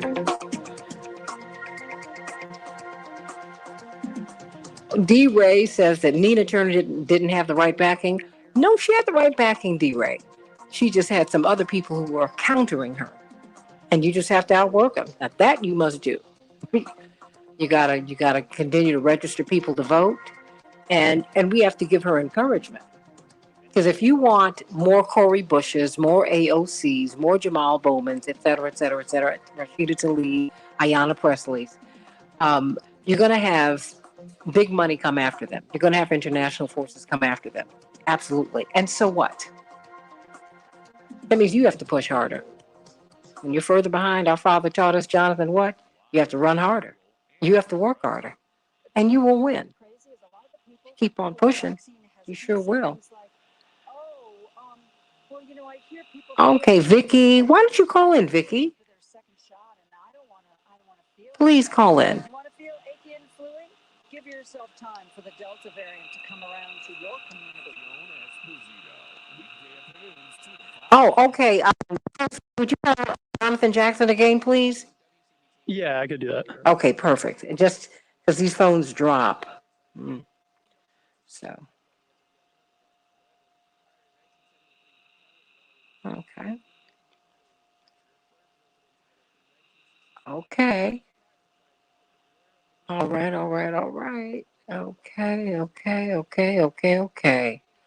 Okay, Aaron? Yes, ma'am. Okay, Robert? Okay, we're going to get Robert in a minute. And we've let Mark go. We're going to have Jonathan Jackson up in a hot second. Okay.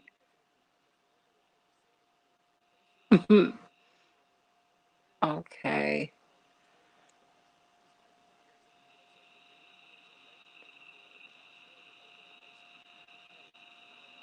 And you know, Vicky, look at the Intercept articles on the GOP funding that went to the other candidate in the race with Nina Turner, and look at what happened internationally. Look at that too, because I don't think Nina got dark money, but she got a lot of. She was able to fundraise, but she's known nationally, and when they say dark money, the implications are very different. So let's.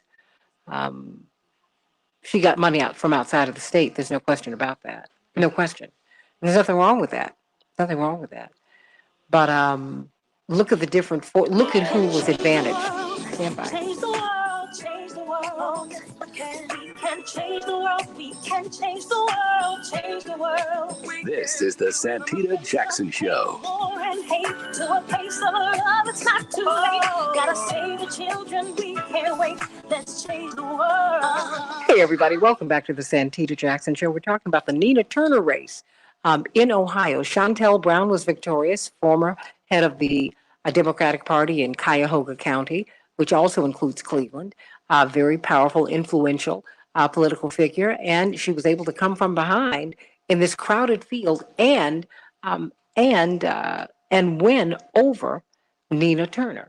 How did that happen? Why did it happen? And Nina Turner said, for my portion, I'm not going to stop. I'm going to continue to travel throughout this district and throughout the country to highlight progressive issues.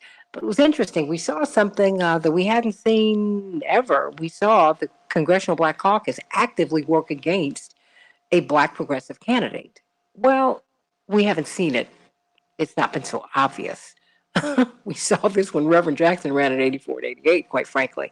But it's very interesting. And, Aaron Connolly, brilliant political strategist, attorney Aaron Connolly, Covenant Strategy, said, who won by Nina Turner losing? That's a brilliant, insightful question. Robert Patillo, who hosts his own show on WAOK, the iconic talk radio station in Atlanta. He hosts from 1 to 4 Eastern Standard Time every Sunday, but he also is the Southeastern Regional Director for Rainbow Push. Brilliant, Robert Patillo. But we're bringing on Jonathan Jackson, national spokesman for Rainbow Push. Jonathan Jackson, how are you? Wonderful. How are you, Santita? I'm doing great, doing great. What did you make of last night's results in the Ohio race? Santita, could you share the name of your guest that's on the line as well? Okay, we have attorney Aaron Connolly, who political organizer, of course, Covenant Strategies, and we have attorney Robert Tillo. Hey, Brother Robert. Hello, Attorney Connolly. I want to follow Attorney Connolly's comments.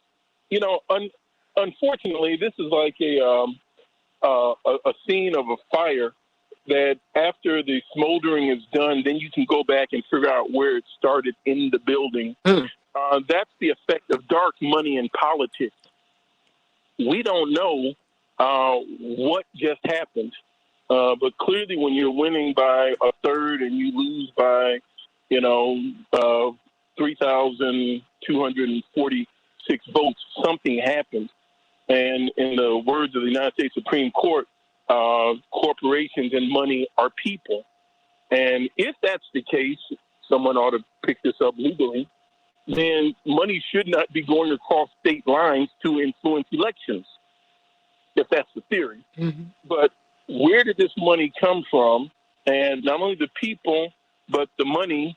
And Nina Turner had a winning message, but we would like to see what was the spending and who was contributing against. And I would say look at the negative space as well. There were 2 races. That was a crowded field, 11 to 12 people with a lot of outside people coming in with the president weighing in.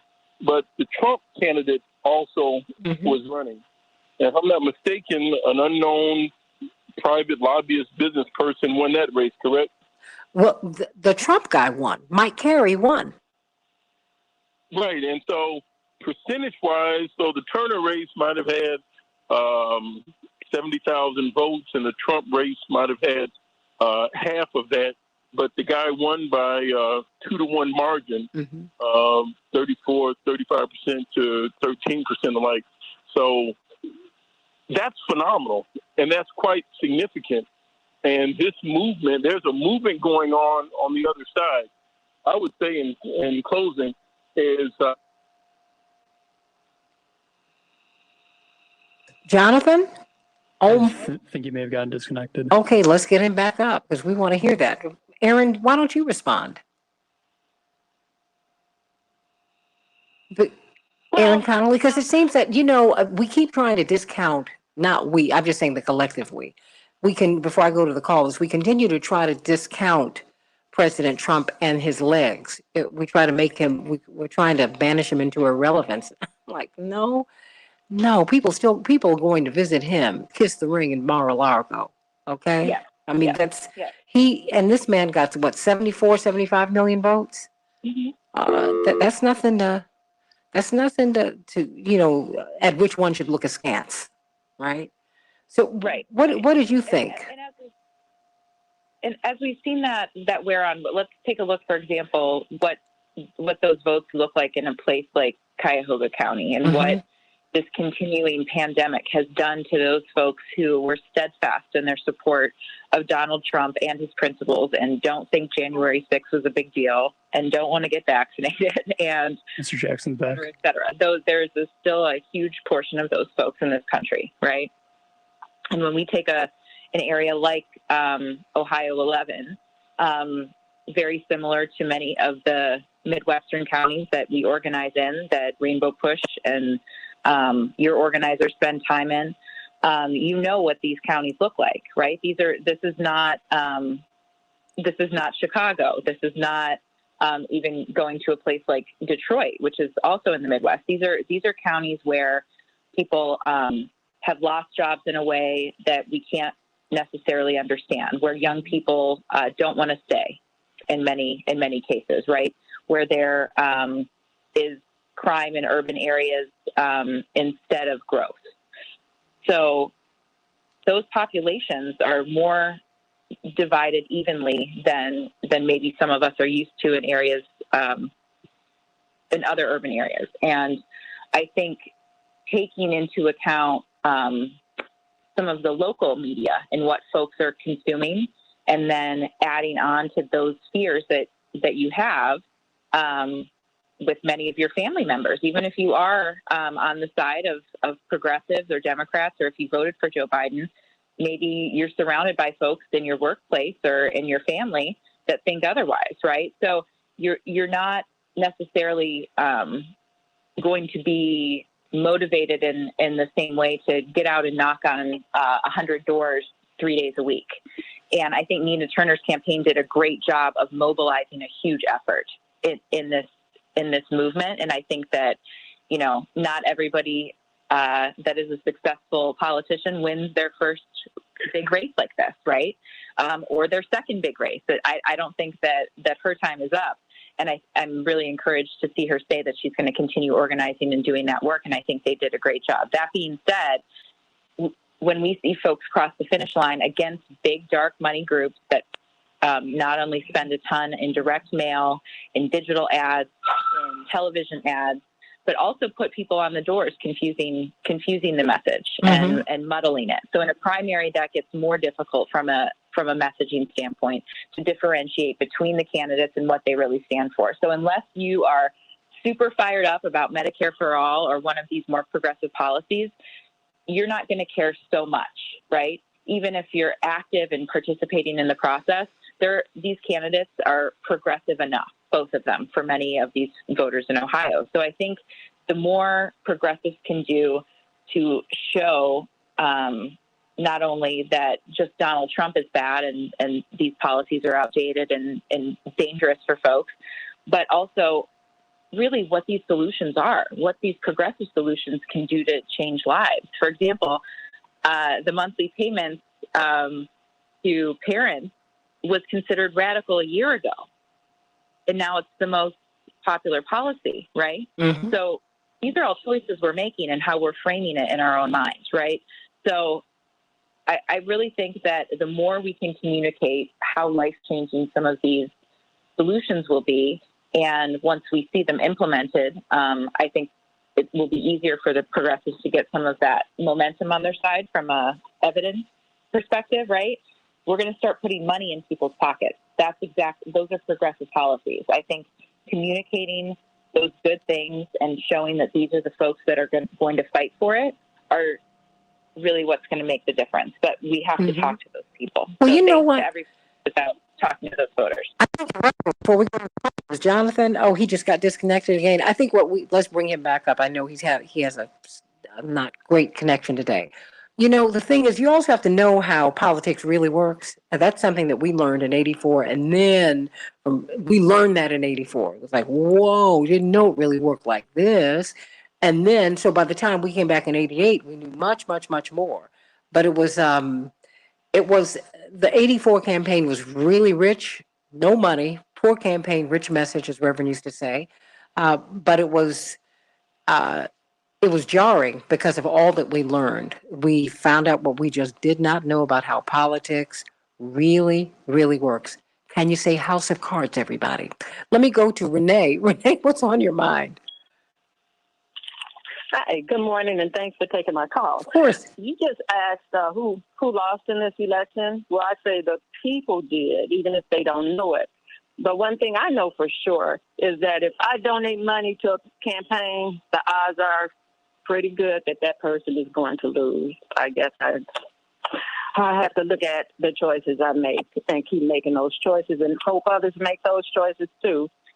From what I've read in the last few days, the election got a lot of money from Israel and from pro-Israel groups that just flowed into Brown's campaign against Turner because she's so pro-human rights for all people, including for Palestinian people.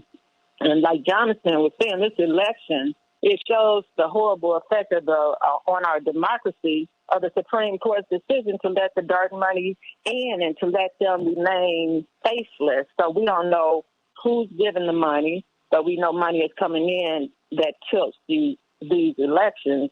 And it also showed me that it's not just the Russians who tilt our elections. People from other countries are having an effect on our elections, too. And I think people need to look at more than the corporate-run media so they can see what's really going on in the world in places like Palestine and Cuba, Venezuela, Somalia, Haiti, Honduras, and all kinds of places, and then connect those dots so that they can see the common denominators there and here. And they need to tune in and listen to you, Santita. I have a question. Okay, real quickly. Won't there be another election in 2022? Well, actually, the election itself is in the spring. I mean, excuse me, is in the fall. This was a special election because, of course, she's replacing Marcia Fudge. So 2 years from the fall she'll have to run again. But the thing is, you don't despair. This gives progressives an opportunity to organize, and it also gives you an opportunity to push Shontel Brown to be as progressive as you need her to be. I'm just saying, to me, there are a lot of opportunities here, because remember, your elected officials work for you. We kiss their rings, and that is not the thing to do.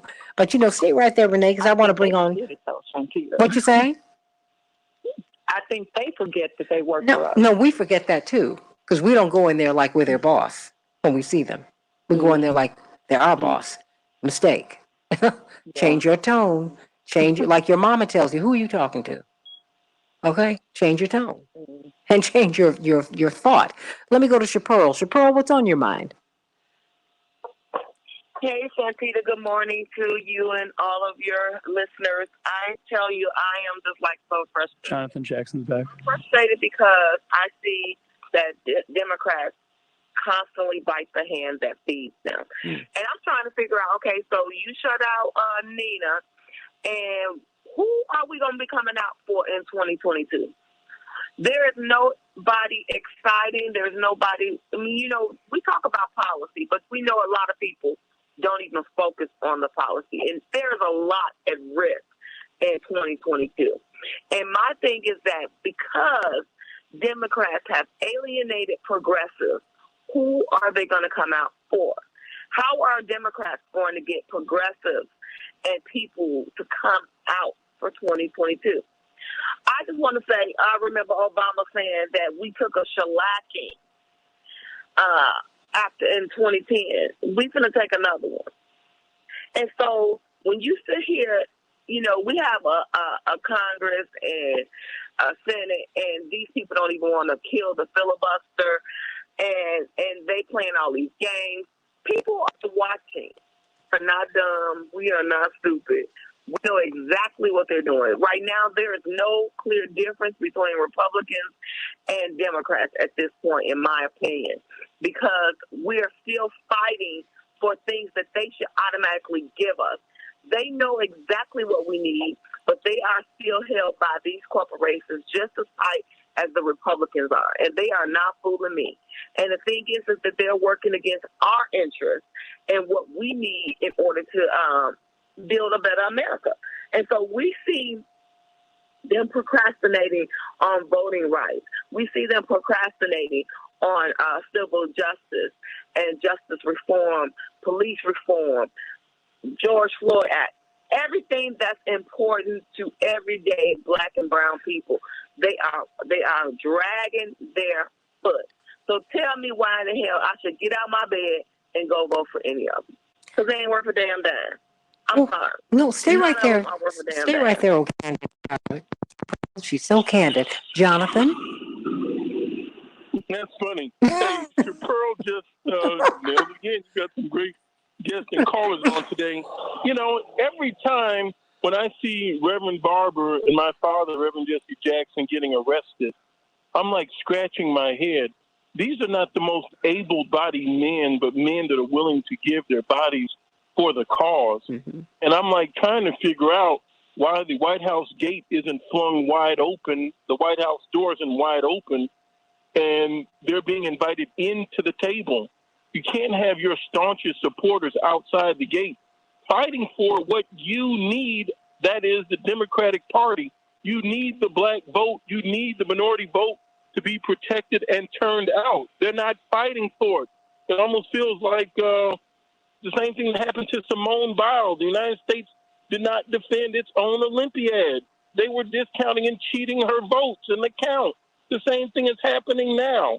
If we don't have the right to vote secured, it's going to be a bloodbath at the polls, figuratively speaking, from the turnout and the suppression on our side of the ledger. Where is this money coming from? So, message matters. Everyone should be on tune right now to the end of the moratorium. Millions of people are going to be affected, which is going to compound the healthcare crisis. Where do you think homeless people go that are sick? You know, they're not inclined to get well. They're trying to stay alive. Message matters. Nina Turner won the message. The machinery won the turnout, as it always does. We've got a precarious problem, Santita. Why do you say that? I mean, because you be mindful of the fact, everybody, that President Trump had a candidate who won last night. No one's really talking about that. In the same state. Okay, so he's off the grid. He's in the heart with 30 state governors and 30 state Republican governors, 30 state Republican legislatures, and the laws are being enacted across the country as we're speaking. And the Democrats aren't singularly solely focused on the voting, aren't singularly and doubly focused on the evictions. How can you have your people come out if they don't have a residence? So that even so, who's going to be most disproportionately affected by the eviction? You know, the Democratic base. So these are two concrete issues that Nina Turner spoke eloquently on. Her message won. The money brings out the votes, unfortunately. Now, we've seen Trump rallies and Trump turnouts. We've not seen President Biden rallies. We've seen the voter turnout, but we're going into phase 2 of this pandemic. Who knows what it's going to look like? And I don't think it's going to be better by the time we get to the flu season in the spring. Wow. Robert Patillo, I haven't heard from you for a minute. What do you think, Robert? Oh, well, you know, let me just open Robert? Yeah, I think everybody's making the same points I was going to make, which is, you know, the Democrats only win by having massive turnout. You already have to fight against voter suppression laws. You have to fight against local regulations, try to make it harder for you to vote. You know, they made it illegal for you to give people snacks in Georgia while they're waiting to vote. So all of that is already working against you. And then you got your own people having to sleep outside of the Capitol steps to get the eviction moratorium delayed. And you got all of our civil rights veterans marching and protesting while we are in power. What sense does this make to make your own people have to fight you just as hard as they got to fight the other person? And then you wonder why you don't have a bigger majority, because people are simply disenchanted with the entire process. And the corporate Democrats will cut off their nose to spite their face every single time. And as that generation starts moving and you start seeing more of an agenda for the people, I think we're going to finally start seeing the progress we need going forward. I think it's ridiculous at this point. Chappelle, Renee, do you have a response? I've got a minute. I just think that the Democrats are stuck on dumb. And when are we going to get our feet off this pedal of dumb? I mean, my thing is that we are sitting up here arguing about stuff that we know is right. We are battling, like Robert just said. We are fighting against each other when we should be fighting against them. We sitting up here letting Manchin and Silliman, Christian Silliman, sit up here and control the whole Senate. Forget them. We need to go in on them. All this black dark money that they're putting out, they need to be putting it on them. I'm just sitting up here like, what in the world is going on? And I just don't see any of any Democrat coming out in 2022. What are we coming out for? Who are we coming out for? Who is out there that is going to excite the community for us to come out? What agenda? They don't believe in anything that we believe in. They don't support any progressive agenda. They don't support anything that we support. What is the reason for Shapiro Wells coming out and voting at all? Aaron? I don't see that. Aaron, I got a minute. Well, I think the important thing is something you mentioned, Santita, is that, unfortunately, this is the reality. We still need to push our Democrats. We have to show up at the offices. We have to let them know that they do work for us, right? And that there is going to be a vocal majority, minority, depending on the issue, that's going to show up at your office and get arrested like your father did at Kirsten Sinema's office, and that we've done many times on many different issues. But we have to keep doing it, and not just our quote-unquote enemies, but also for our friends, and we have to hold them accountable. So I know Nina Turner will continue to do that in her district. Absolutely. I mean, and all over the country, because this to me, this was, everyone, and I want you to stay with me. I'm going to stay on for about 15 more minutes on Facebook Live on the Santita Jackson and Friends page, so we can, really carry this conversation over and conclude it properly. The thing is, Jonathan, one of the things we saw in the 84 campaign was what we did not know about politics, right? Remember I told you when I called you one day and said, oh my goodness, I saw Scandal. I can't believe a show like this is on TV. You were like, huh, that's nice. You need to see House of Cards. That's how this really works. Remember I called you the next morning after I binged on it for like 6 episodes?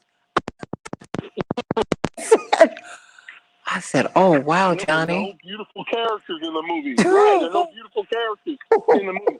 People are aspirational. I mean, look at the message. Trump is saying, I'm going to take America back. All that's just coded, meaning I'm going to build a wall, I'm going to stop the immigration, I'm going to protect your jobs. Even if it's a bag full of lies, just aspirational, it's a direction. What is our direction? We have to ask, what's the destination? I mean, people are getting evicted. I'm seeing this firsthand right now, all over the south and west sides of Chicago. And why do the states have $45 billion of this housing assistance money and only $3 billion has been doled out? The money's already been allocated. It's already in the state coffers. The Justice Department should be suing the states that don't release the funds that are already in their accounts. I mean, we are creating hardship for people. People need some help. Now we look at this virus that's affecting the children population. I hope we learn one thing clearly in the 2020 in this pandemic is that this virus, like the World Health Doctor said, people are sick of the virus, but the virus is not sick of the people. This virus needs no permission, no passport, no conversation between state agencies in order to be transmitted. It's moving around. When the ICU beds are filled in Louisiana, exactly what does that mean? That means if you trip down your stairs in your house, you cannot go to the hospital. I mean, if you have a car accident, a bicycle accident, the ice 25 seconds. Full. So it's a real virus. Jonathan? We got a pandemic, we got an economic issue. Yes, babe. No, baby, hold that thought, because, we're going to carry this over on the Santita Jackson and Friends page, because we got to get out of here. But everybody, stay right here, because this conversation... Today, I'm mad. No, just stay right there, because I know you're hot. So everybody, stay right there. Stay right there. This is a great conversation about progressive politics and what it is that we really, really need. And people who will do what we ask them to do, not what someone else asks them to do. How about that? Can't wait to be with you tomorrow on the Santita Jackson Show, but stay right here on Santita Jackson and Friends. Great show. God bless you, everybody.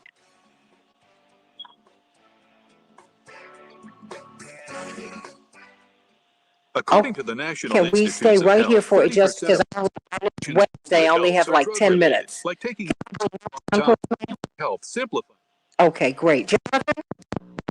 I gotta make the switch. Okay. Jonathan? Yes, can you hear me? Oh, yeah, and so can everybody on Facebook Live. Finish your thought. Yeah, I mean, it's so frustrating.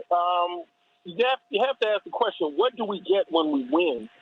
When we win, does that mean Reverend Barber, who's leading the calls for the Poor People's Campaign, can come in and out of the White House, in and out of the Department of the Housing Department, to have voice on the moratorium? Does that mean our representative from Missouri can have voice on the moratorium? I mean, what are the issues that we won? What do we get when we win? We can't be placeholders. We got to move the agenda forward. It's got to be something positive, not we're beating off the Republicans. The hell with the Republicans. What are we delivering for our own? Renee?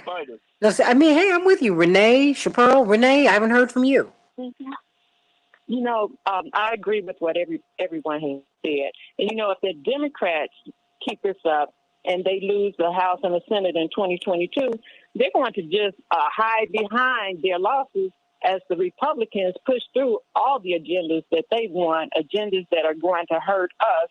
And when I look at it, the people running our leadership in Congress, some of them have more in common with the people sitting across the aisle from them than they have with actual people like me. I don't see them living in communities like I do. They don't feel the pain we feel from the people being put out of their homes, like a lot of people are going to. Not just these renters being pushed out, but you're going to have homeowners losing their houses because they haven't gotten the money they need, and you're going to have those same real estate developers that they're passing positive policies for come in and scoop up these properties, and the whole country, all the cities are going to be gentrified and be like San Francisco, where you cannot afford to live.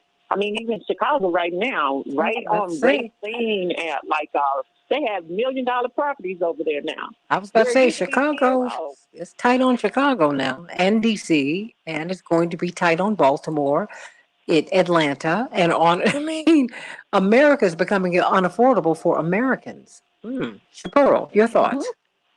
Yeah, Santita, I want to chime in on what Jonathan was saying, and I think that we need an audit on where this money is going, because I know in Cicero, Illinois, they took our COVID relief money and gave it all to the police. So when we talk about this $45 billion that these states have gotten for housing relief, you know that it probably went to the police, it went to shore up pensions, it went everywhere but to the landlords who suffering like me. They ain't got no rent in about 2 years. So it's like, I know we need an audit of where this money is going. You have all these millionaires who have gotten these PPP loans, and I can't get nothing. I am so upset. I'm in here because I'm telling you, this is the most corrupt system I have ever seen in my life. If COVID ain't showed us nothing, it showed us the corruption is real. And I said, if I wasn't so scared of going to jail, I would be corrupt too, but I can't do jail. I'm telling you, That's the Facebook jail, right? Yeah, Just kidding. Facebook jail. I'm in there every other week. But seriously, Santita, the Democrats, Republicans are the same. They believe in the same. That's why you see Joe Biden has not come out to say kill the filibuster. They know that this is a rule, not a law. This is something that could be easily. What are we afraid of? Just tell me. What are we afraid of? We're afraid of passing civil rights laws. We're afraid of passing justice reform. We're afraid of infrastructure reform to create more jobs. What are we afraid of? Just saying the filibuster is dead will create so many jobs in America. And we're not even doing the basics. We are sitting up here stuck on dumb. I'm going to keep on saying it until somebody moves the needle, because we are stuck on dumb. And I cannot sit here idle and just continue to support the Democratic Party. Like I told you, when I voted for Joe Biden, I held my nose and almost drowned. I don't think I can do it no more. I'm just getting off the boat. I just don't see any hope for progressives right now, and I'm extremely disenchanted with the party, because I'm still watching it. I just want them to know, for those who have the power to go back and talk to these people, please let them know, I see you. I see exactly what you're doing. You're not fooling me. I know exactly what you're doing, which is not a damn thing. Robert, do you have anything you want to say before we go? Jonathan, anything else? Aaron? Well, I'd like to we get when we win. I would leave it here. For a moment. Okay, well, okay, Jonathan, you said, what do we get when we win? Is that what you said? I mean, it hurts my heart to see Reverend Barber outside. He should be in the building at the table. We won, right? Yeah. Yeah. I mean, and Aaron, that's the thing. You know, when you hear Natalie and, you know, just as we got on the air talking about the confusion around CDC protocols with masks, out of the vaccines and all of that, she said, look, don't write me off as someone who's stupid. I don't have the vaccine, but I've been thinking about this. But she is one of these frontline workers who's had to work all the way through. And remember when our frontline workers, women, black and brown people, when, and particularly black and brown people, could not get PPEs. They couldn't get a mask. Remember that? The people who were cleaning the hospitals? Yep. So you're talking to, now, that's not what Chaparral is, but these are people who listen to the show, right? And they're saying, what do I get when I get the shot? What do I get when I win? What do I get when I put someone like Nina Turner up? And Democrats, you all come in on her like she's the enemy. Well, wait a minute. Asshole, what is it? Bernie Sanders to death. Bernie, if you don't get your people to vote for me, you're a bad Democrat. I'm like, whoa, wait a minute. What is, because Jonathan asked this when I'm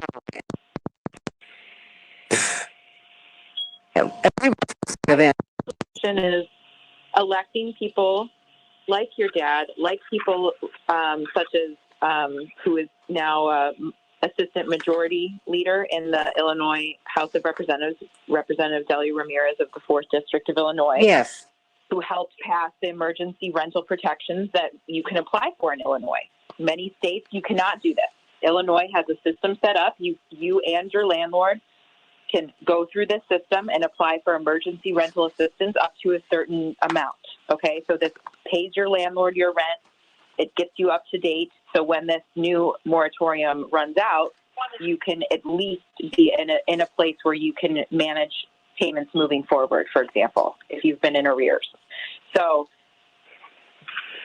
Leader Ramirez was able to bring a coalition together in the House and the Senate and in industries and including the realtors and come together and provide something for the people, unlike many other states using some of this money. So I just want to share that is something that happens when the community comes together to elect folks who are actually living in their community, who have worked with the nonprofits that are existing in the community, that work with the churches, the shelters, the families, the local officials, the industries, the small business leaders. Those are the folks we need to start electing on that local level, on city council, on school board.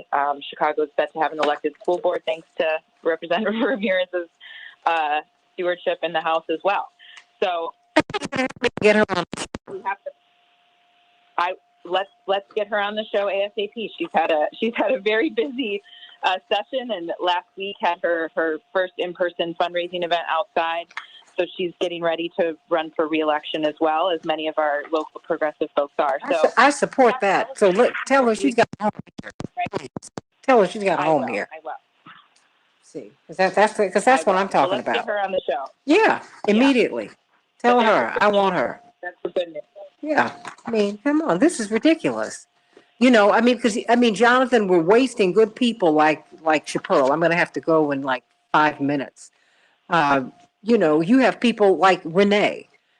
These are folks who will get out and do the work. But something else that's going on. Sorry to cut you off. No, it's okay. Very, it's odorless and colorless, but you can feel it. It's very lethal. It's almost like there's a backlash where these cities are not being patrolled and policed properly. I'm seeing some things happen in the city of Chicago on motorcycles like Fast and Furious taking over parts of Lakeshore Drive at different times of the day. I mean, there are some things where Chicago's feeling a little more lawless, and it's happening across the country, which will feed into the message in 2022: Make America Safe Again. I don't have the numbers yet, but my gut tells me it's happening. No, but you're absolutely right. I'm seeing it. I was coming from the University of Chicago a few days ago, and we were stopped for like 10, 15 minutes because the motorcycles were coming through. I said, wait a minute, you mean to tell me you all are holding up traffic? Huh? July 31st. Yeah, I saw that. yeah, I was like, you mean it's okay. I was like, you mean I'm stuck here? No, and the police are leading these people?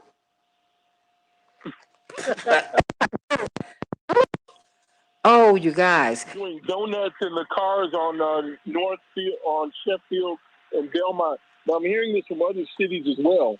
Okay. So there's something going on that we're going to be able to see. The murder rate is up. The level of solving has gone down in the city of Chicago.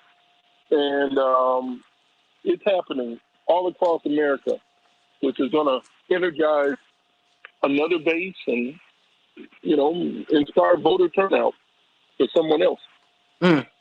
Well, yeah, and because our father's been the enemy, right? We're like, wait a minute, he runs 2.5 million voters for you, almost 3 million first time he runs. And Jonathan, we saw that. Yeah, and now to see what's happening to Reverend Barber, like Democrats and should be coming to his aid. Like, isn't he fighting what they said they want? Mm-hmm. Isn't he fighting for what they said they're about? I'm just scratching my head. Well, I mean, while he is leaning on a cane, on a walker, really. I mean, and people are saying, "We wish you well and good luck. Keep it up." And other people that formerly held the office are organizing a birthday party. Like, are you serious? Oh, well, they did. It's going to be smaller now, Jonathan. Stop. Okay. I was like, now bless your hearts. I was like, you guys, now that is tone deaf. Don't do that in the midst of a pandemic. 200 waiters, 400 plus guests. Shapiro talked about that yesterday. Shapiro? Yes, I'm here. My twins are up now. But yeah, we have a lot of issues. And I just think that we have to double down on getting them to work for us, and we have to put our positions out there and keep our foot on their neck. That's the only thing I was telling you. Yesterday that we got a long haul, and I think that Democrats are gonna be in for a rude awakening come 2022. I just don't see anybody worth going out there and fighting for. Well, I'll put this out there before we go. Or maybe not, because it seems to me that both parties are working for the same corporations, right? They're corporatist parties. They just have different cultural appeals. So I'm just kind of wondering, are y'all really that upset? Everything you're doing is not just counterintuitive. What you're doing hurts the people you say that you stand for. And I don't know how you think you're going to continue to hurt. It's just like any love relationship. How you going to continue to hurt me and think I'm going to stay?